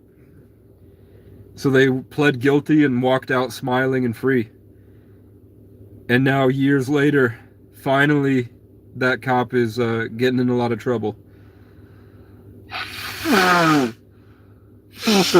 But they thought they were untouchable. And they beat and molested any homeless person they wanted to that would wander through looking for a better life. And I happened to be backpacking along the trail that went through that town. I stopped in to fix my bike and look for contractor work. And they did way too much to me. And it really fucked me up.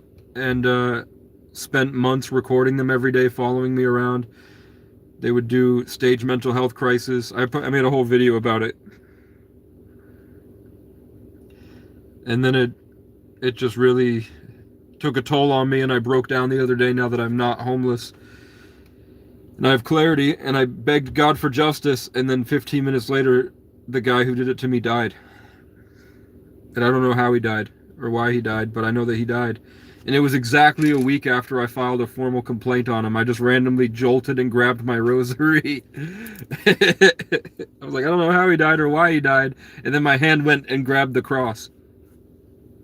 I look like that 70s show.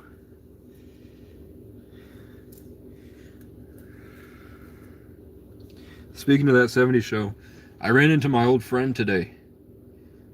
And he was a huge stoner. And it was a really funny friend group, really unique. And I really I wish that we had vlogged and called it That 20s Show, where they'd get high and sit around in a circle like That 70s Show used to, where you just live stream them hanging out, and they would never check comments.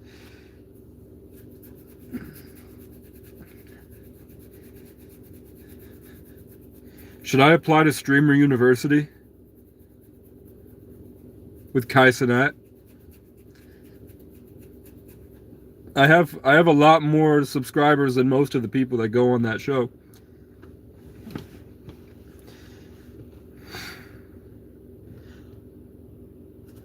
Mosquito right to left. Imagine a bunch of people in Streamer University, and then I run in and go, ah! I run around the walls like a cat in the middle of the night. There's not enough trees in this building! I can't connect to the living forest. Please, Kai, give me more trees. I need you to hang up some vines pronto. And you look like a horse. You look like a donkey. Why the long face, Kai? Do you know that we are literally two parts of the same soul? You lived in my great-grandfather's apartment complex when he had a restaurant in Bronx, and you're a little black boy who wears an Irish chain, and I am a native boy, an Irish, who has the Native American stuff. And then the Caseys and the Rays everywhere. And he would be like, whoa. He'd be, whoa. Bumbaclot.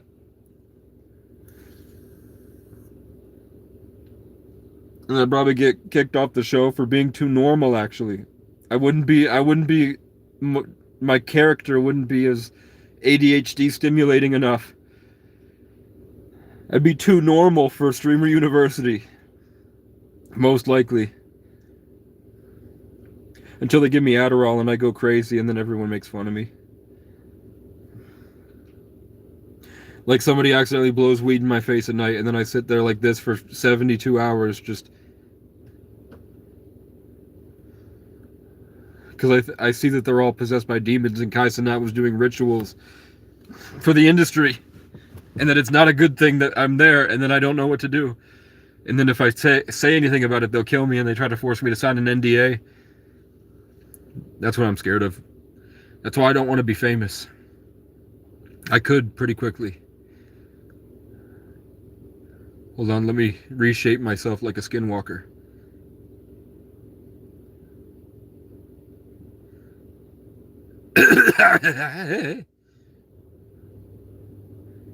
I undrooped my eye. Have you noticed?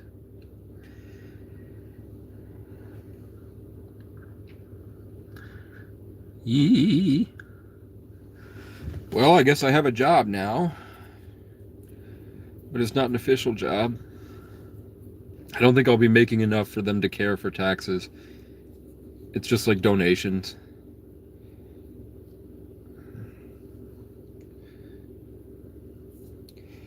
He didn't really say he'd pay me. He said it was more like a phone. He'd be helping the phone bill and getting me a computer and stuff, which is helpful.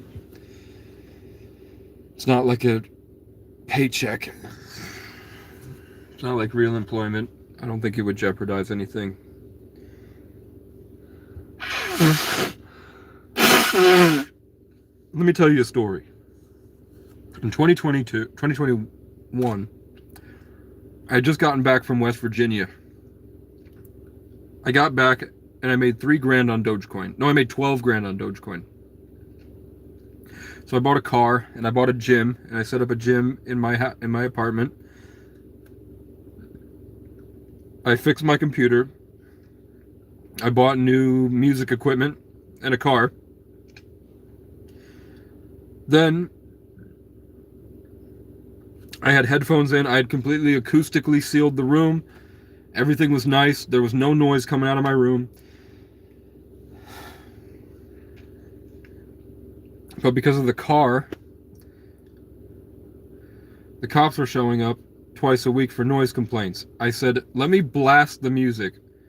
I have headphones in when I do the music. Let me blast it. And they said they couldn't hear it. Like, yeah, I spent a lot of money. I spent like $4,000 on this so that I wouldn't bother anybody here. But they kept showing up with noise complaints. Later, after about 6 months, my landlord has enough. And she says, because the cops keep showing up at your house, it violates your lease and you're out. So I got technically evicted, but it was just she wouldn't let me renew my lease. So I have to leave, and my neighbor's gloating about it. That neighbor had schizophrenia for real, not like me, like real schizophrenia, like not functioning well. And he would kind of take it. He would, at one point, he tried to lure my little brother into his apartment, saying that he had something for him or something and wanted to go in there. I was like, and when I found out about it, I had said, don't ever fucking talk to anybody that comes into my apartment again. Stay in your lane. If you're the one calling and you have a legitimate concern about noise, let's work it out. Text me a speaker. I'll give you my phone number. Text me a speaker mode. He's like, I don't want your number. And he slammed the door. So maybe it was him. Either way, I'd only ever seen him coming to my door to yell at me at random about random shit. When I confronted him the one time, then he started writing me love letters saying how handsome and talented I am when he listens into my door.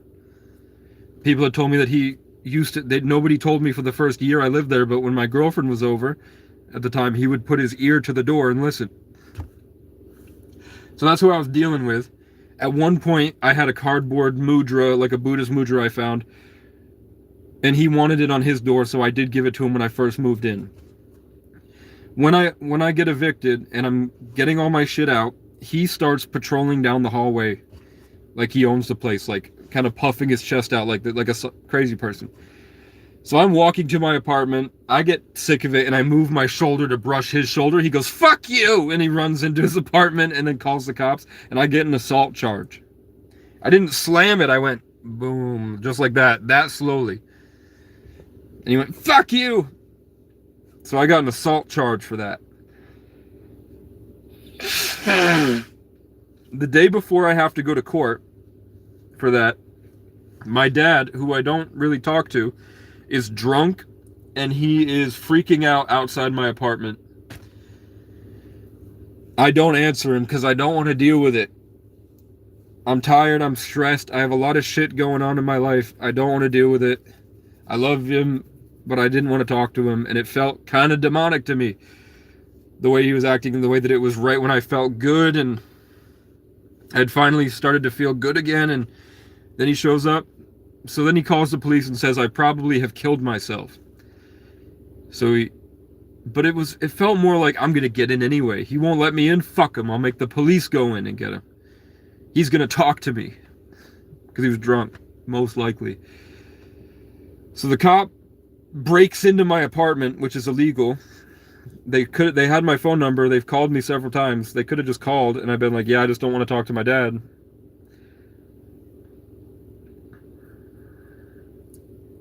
Then, not forever, when the cop breaks into my room, he breaks into the apartment, then he breaks into my room. The first thing he does, as soon as he sees me, he fucking, achoo! And sneezes right in my face. While I'm Googling, are cops allowed to break into your apartment? And I go, I don't think you're allowed to be here. And he's like, calculating some bullshit excuse.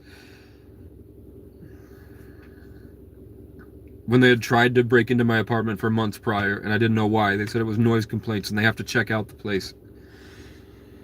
So the next day I wake up really sick, and I just felt embarrassed. I didn't want to have to walk because my car had trouble. I didn't want to walk across town looking crazy and sick to go to court. So I called an hour. I thought it was like school. You know what I'm saying? I thought it was like school, where you can just say, hey, I have something, I'm really sick. Can we reschedule? And I tell them that, and they hang up on me, the clerk's office. So I call for an hour straight and say, hey, I am really sick. I can show you the picture of the thermometer. I do have a high fever. I just want to reschedule maybe for tomorrow, or I could sleep now and come in at 2 o'clock. It's just for bumping into somebody in the hallway. It's not a big deal. They kept hanging up on me, talking shit about me, really unprofessional stuff. I talked to the manager or the supervisor, and the supervisor acknowledges it, but they don't do anything. They won't just bring the phone into the courtroom to let me say on speaker, like, hey, sorry, he had done a lot of crazy stuff to me and it was a lapse of judgment, but it wasn't that big of a deal, and I've already apologized to him because I think I should have done better as a person anyway. You know, I shouldn't have stooped to his level, and I apologize, and we've already handled it, we're fine. So it's just, you know, can we just move this along? I can just go next door to my neighbor and he can say, yeah, it's fine. But instead, shooting star right to left, that was a big one. And, they just kept hanging up on me, and then my public defender wouldn't even answer my emails. I'd never met her before. Nobody would call me back. Nobody would tell me anything. Even the police department wouldn't tell me anything. Randomly, 10 cops showed up. The whole department probably showed up at my apartment and were slamming on the door, so I just didn't open it. And then they stomped away. But then I move out when I finally leave, and I'm at my mom's house, her apartment. I figured that they'd probably just threw the case out, and that the cops coming there was something I don't know what it was. I assumed it was another noise complaint, a targeted attack, some bullshit. Because they'd done it to me for 6 months at that point. Since I got the Timbs and the tattoos, and I was wearing a chain, smoking blacks and shit. Since I started looking, and my friends were all black. It is what it is. Like, people would come up to us. I was there once just helping. There was something they needed to do on their phone, because they speak Haitian. 2 of the people spoke Haitian, and they needed help changing the language on their phone because they didn't speak good English. And I knew about phones, so I went over there to fix it, and it was like 15 black people. Only 2 of them were Haitian, the rest were just black people. And what I noticed, just being there for a few hours, at random, these 40-year-old people would just show up and start chucking shit and screaming at them. For no reason. The people were friendly, they weren't doing any crimes, they were chill people just hanging out. You're allowed to hang out outside the place that you're renting with friends over. You know what I'm saying? Like, it wasn't, I don't know what they were so mad about. But I figured that it started up, the cop stuff started up then. So Now that I'm older, I'm like, they thought I was running drugs because I was in Section 8, and then suddenly my life improved drastically. They haven't bothered to ask if it was crypto, and I haven't even thought that they thought that I was running drugs because I don't do drugs. But that's what it was. They thought I was running drugs. So I go to my mom's house, and my mom has severe mental illness. I was in DCF, taken from her as a child. So I'm there for the weekend. I decide let's go to Burlington and DoorDash, and then travel around the country for a year, and just see what happens. When I tell my mom that, on the way back to charge my car battery because I had an alternator problem, she has barricaded herself in the house. She's holding a kitchen knife and screaming. The cops show up and tackle me into a wall. I raise my hands like, what are you doing? Just talk to me. They mace me. They lock me in a broom closet for 4 days, and they don't wash my eyes, and they don't feed me. And they lie to the news and say that I was out of control, and I fought them immediately, violently, and they had to use force to hurt me and get me down, and I was ultimately defeated and taken into custody. But that's nowhere near what happened. And then they tried to charge me with ridiculous crimes for years, and eventually they dropped it after 4 years. But it kind of ruined my life, and my eyes are kind of fucked up because I have ocular damage. Some type I forgot the word, but it's ocular something damage, where the chemicals were in my eyes so long that it created micro scarring. So my eyes are kind of permanently fucked. I can't really play pool. I can drive. But I used to be like a marksman. Like I used to be a really good shot. And I could play, like I excelled at football and frisbee and baseball. And now I can't really do any of those things because my depth perception is fucked. Like any view I'll ever see for the rest of my life, I know I'm only getting 85% of what it really looks like. Because my mom lied to the cops maliciously, and she admits that it was maliciously. She wanted to hurt me for some reason. And she swears it's my fault, but it's not. I didn't do anything. I literally didn't do nothing. And I have to, at this point in my life, I have to believe that it's demonic, because God has done so much else for me. I have to assume that it was the enemy taking over him, because they have mental illness, so it's easy.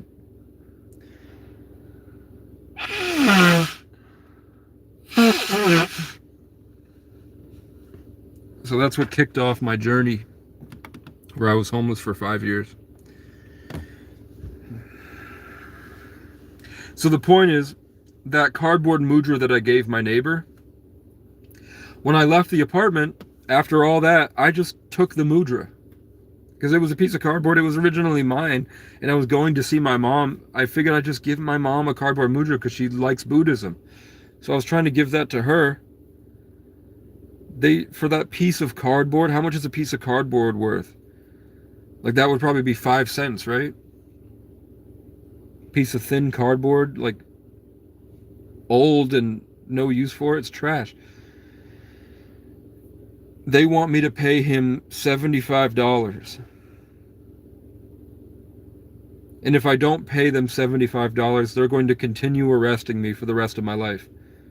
If I don't pay that piece of shit in that police station that did all this to me $75. And my lawyer, my public defender, didn't even tell me that was what I was signing in the plea deal. They said all I was pleading guilty to was like just a simple crime that had nothing to do with that. And I had to plead, the only way they let me off was if I pleaded to answering my mom's text messages. So my mom would reach out to me all the time, and when I answered her, it would violate the RFA that she made. And she admits, there's a video called Battling My Own Mother, where she admits that she was full of shit. And the whole time you can see her mental illness just screaming at everybody. And then everything that she accuses me of doing, she literally is doing while she's accusing me of doing it. She can't recognize it has nothing to do with me, and she can't even see me. She doesn't even know me. It's all in her fucking head, and she would abuse me into being forced into her crazy shit when we lived alone together. She had all this nut job, crazy stuff, and it had nothing to do with me, but she would try to force me to become that.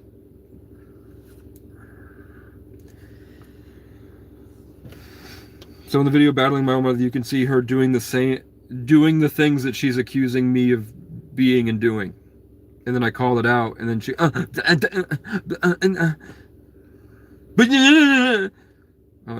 it's not even me, Mom. You don't know me. You're a super narcissist. It's disgusting. But that's why I can't work a job. I'm a felon.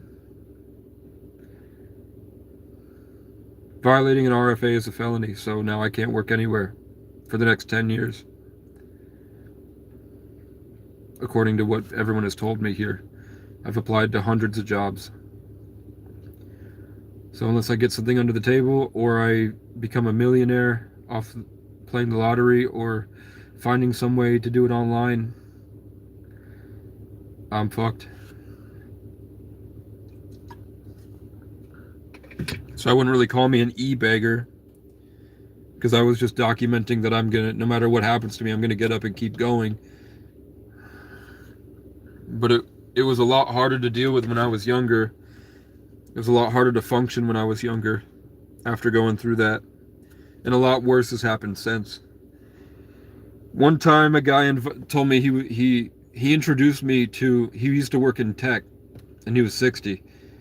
So he invited me to his house with his wife, and he lived in a really expensive home. As soon as I go in there, the first thing that happens is he whips his dick out and he's jerking off on Omegle in front of me, just sitting on the couch next to me. And it's free. It's like negative 12 degrees out. I'm still trying to find work. So I just say, can I take a shower, man? He was like, go for it. So I go take a shower, come back out, and he's butt-ass naked playing the piano on Omegle. So I'm like, fuck it. And I get up and play him my song and see if he can play the song. And on, not Omegle, sorry, it's Chatterbait, I think. It's one of the, or one of the ones, you know, the porn Omegle. So I perform, there's 100 people watching, and I perform my song with this butt-ass naked millionaire. And he didn't give me any money. He introduced me to a guy named Mark Menderson, who is, he's worth hundreds of millions down in Florida. And Mark is interested in helping this guy that he used to know start up a drone company. But they don't care about my dreams in life and how much shit I've been through and how much it would help. And it would be nothing for them to throw me 20 grand when he's worth $300 million. That'd be like giving a quarter or like pennies away. But they don't care, and then the guy smokes a bunch of crack and he gets pissed at me because I'm young, and he gets mad, and then I leave.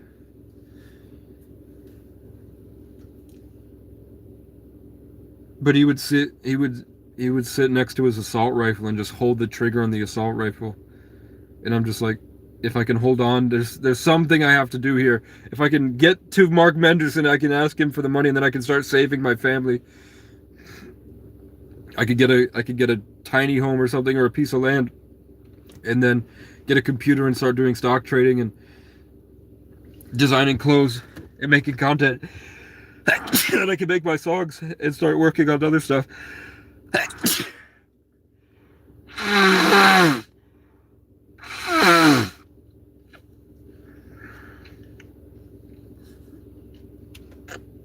I've had 2 old men come at me butt naked in the past 4 years that originally offered me work.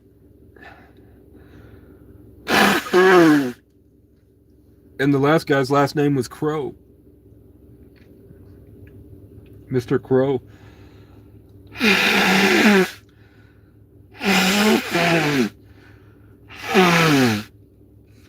One night I heard a noise and I looked up, and the dude was butt-ass naked staring at me through the doorway, taking a shit with the door open, and I was right next to the bathroom. And he walked around going, "This is my shit. This is my garage. This is my stuff."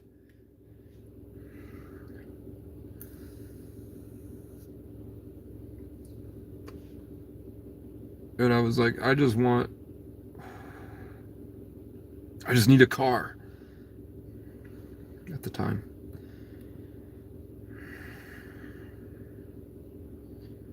But psychics, Native Americans, and Christians and Freemasons tell me that I have an energy to me, not when the phone is on, but when I'm doing my day-to-day in life.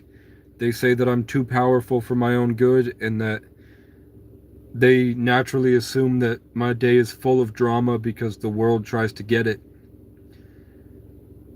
Like, I think a month ago, the Native American that's trying to help me get this dog said, I bet you never get you don't get a moment of peace ever, do you?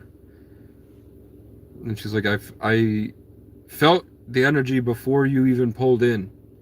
And I'm telling you that everywhere you go, you're going to be pissing people off because you have too much good in you. And that's, in her own words, she said it was really valuable, and that it's something that I don't know the word she used, but basically I would say covet. They try to take it for themselves and hold it. And I'm like, yep, even today, like I showed you the video where I had it for a little bit, and the crows wouldn't leave me alone for 2 hours. I don't know how people can see. I posted a video of them. I could turn the crows off with my mind. You can just see a video where I've learned how to communicate with crows telepathically.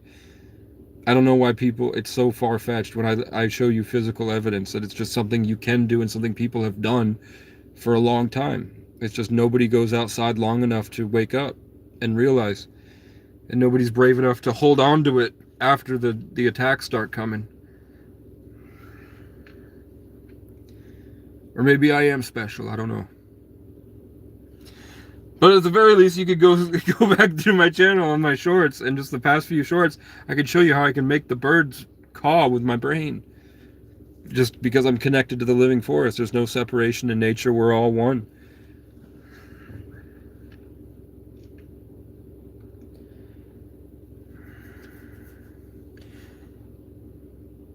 And tomorrow I have to find my trash bags and start cleaning out the car, cleaning out the room, moving all the laundry to the couch,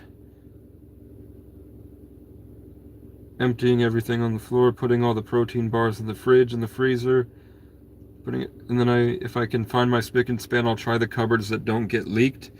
So there are cupboards that rain is leaking in, there's some cupboards that don't, so the cupboards that don't, that will be used for storage. Then I'll go down, once that's cleaned, there's more room available in the camper. Then I have to come down here and grab everything out of this shed and then I got them a nice expensive table saw, and they don't want it. And I'm like, fuck you. You only use this place for what you want to do with it, and you're not even the owner.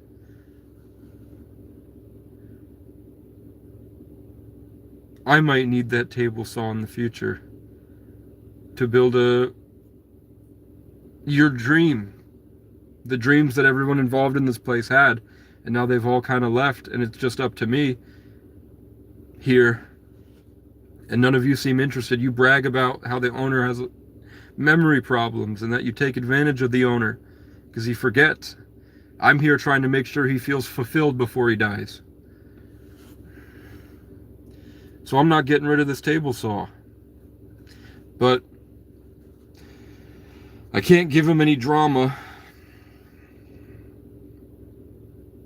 So I'm going to have to move the table saw somewhere. Or I'll sell it. I guess I could sell it. Try to sell it for $50 maybe.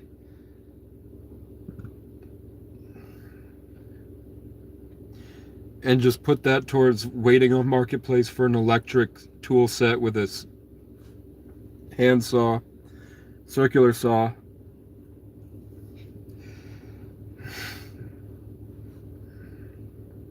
And I could try to do it that way.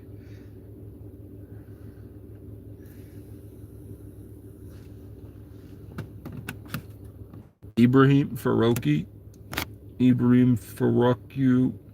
Absolute pussy. Phoning the police is a pussy move, man. Thank you, man. He's talking about the other guy, not me. I do have the FBI on speed dial now.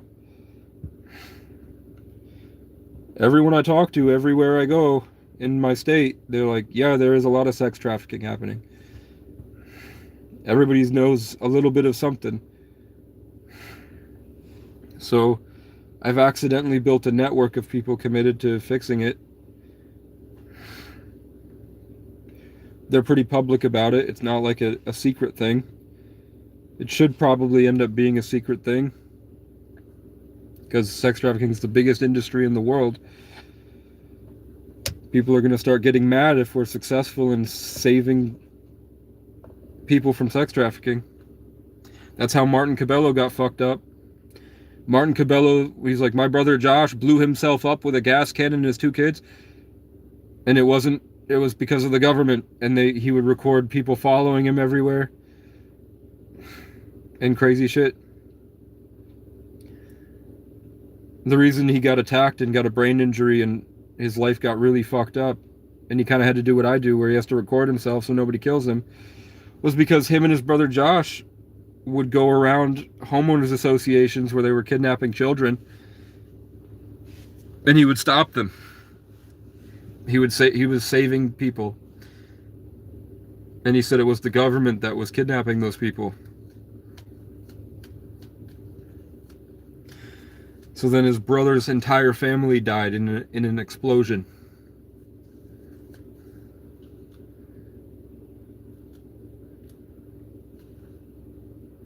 So that's concerning.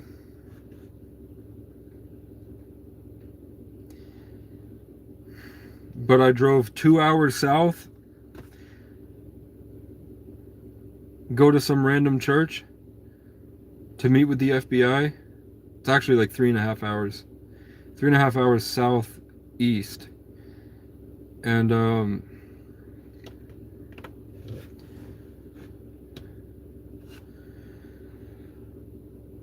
when I go there, there's just one man standing in the church, and I go in and he starts telling me about this property. He starts telling me about the owner, because he was just talking about it. He didn't know me. I don't know why he was talking about that stuff, but I was like, are you talking about this guy? He's like, yeah. And I was like, you mean this place? And he's like, yeah.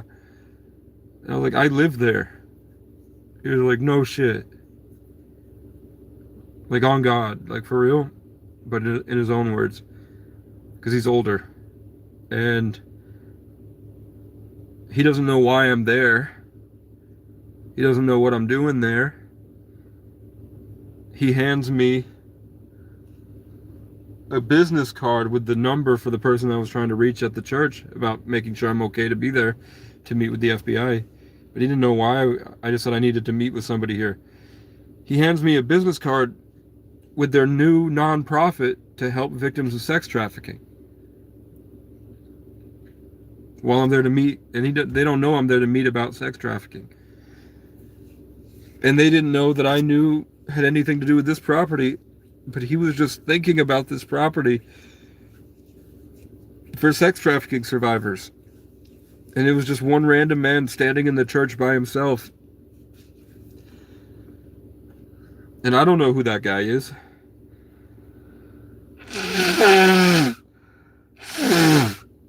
He could have been a reptilian shapeshifter or a CIA agent or something. I don't know. But now I've been like pushed into this story again. A different story now. So I might be doing some type of underground railroad maybe. Sir, handle your shit. I don't have any toilet paper, man.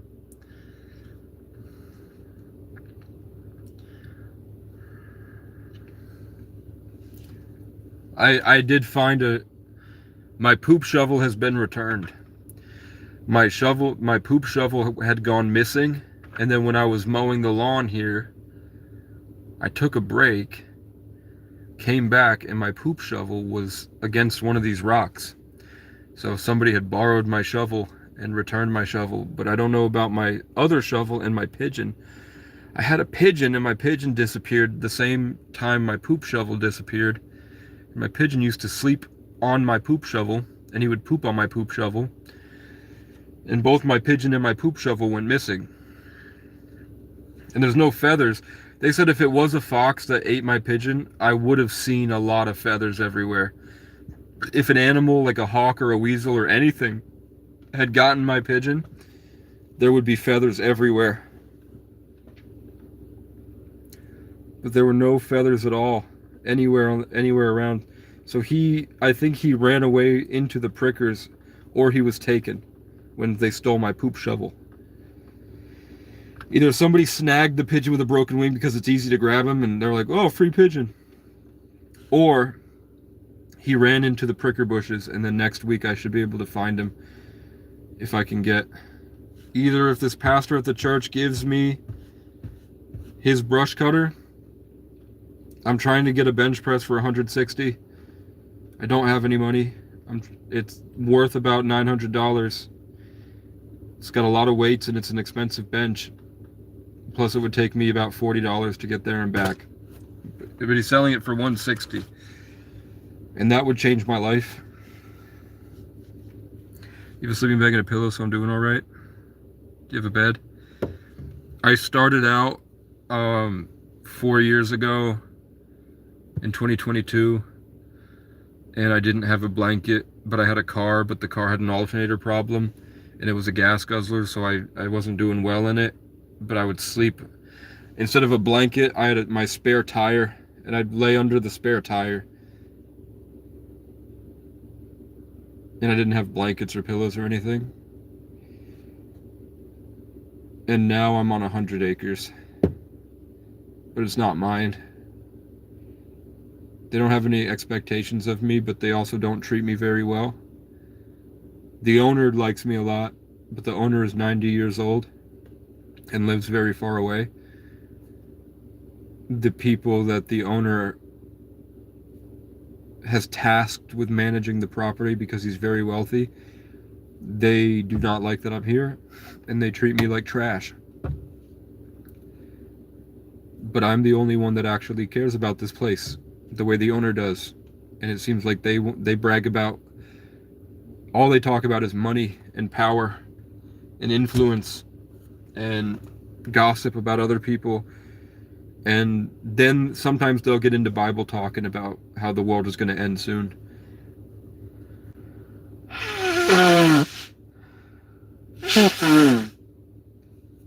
But I feel like I'm on a time limit to help this owner who committed his life to this property. People around the state have all said he's a great man. So I want to help him. So I got a bunch of rocks. I'm trying to get a brush cutter. I got a lawnmower. And then I'm trying to make this place look better in a way that honors it and doesn't impose.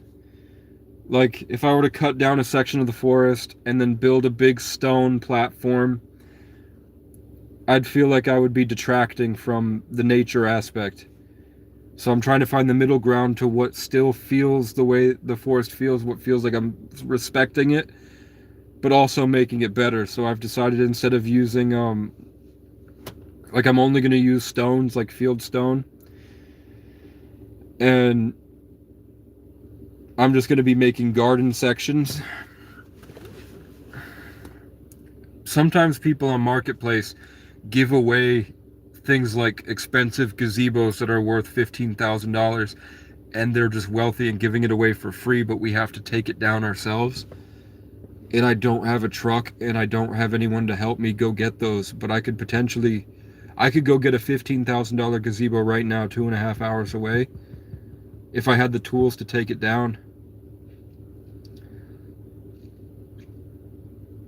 And if I went with an extra set of hands.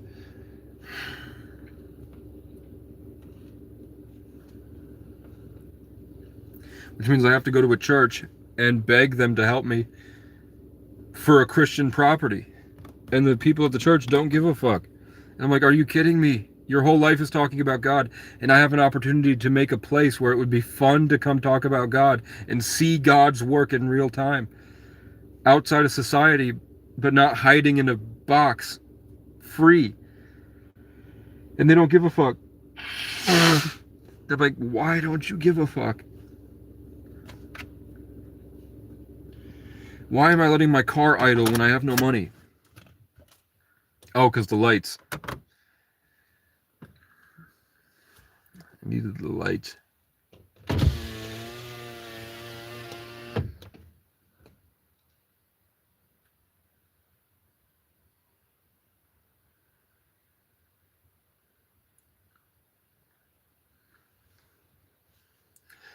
I've been jumped like 6 times, but I started winning the fights and then nobody ever jumped me again. And then it was only cops. You can't fight cops because anything you do is a bigger charge, so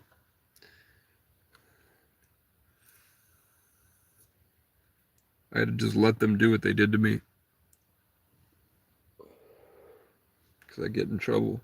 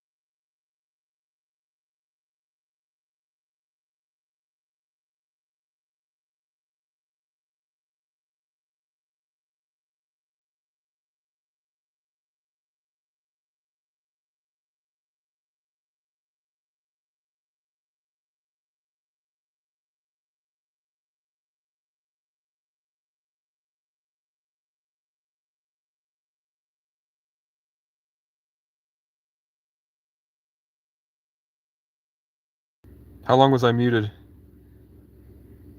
How long was I muted, bro? How long was I muted?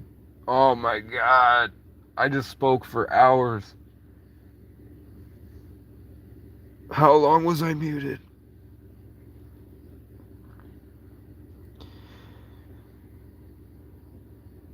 Probably just when I flipped the screen to show the gas. Anyway, I'm going. Goodbye.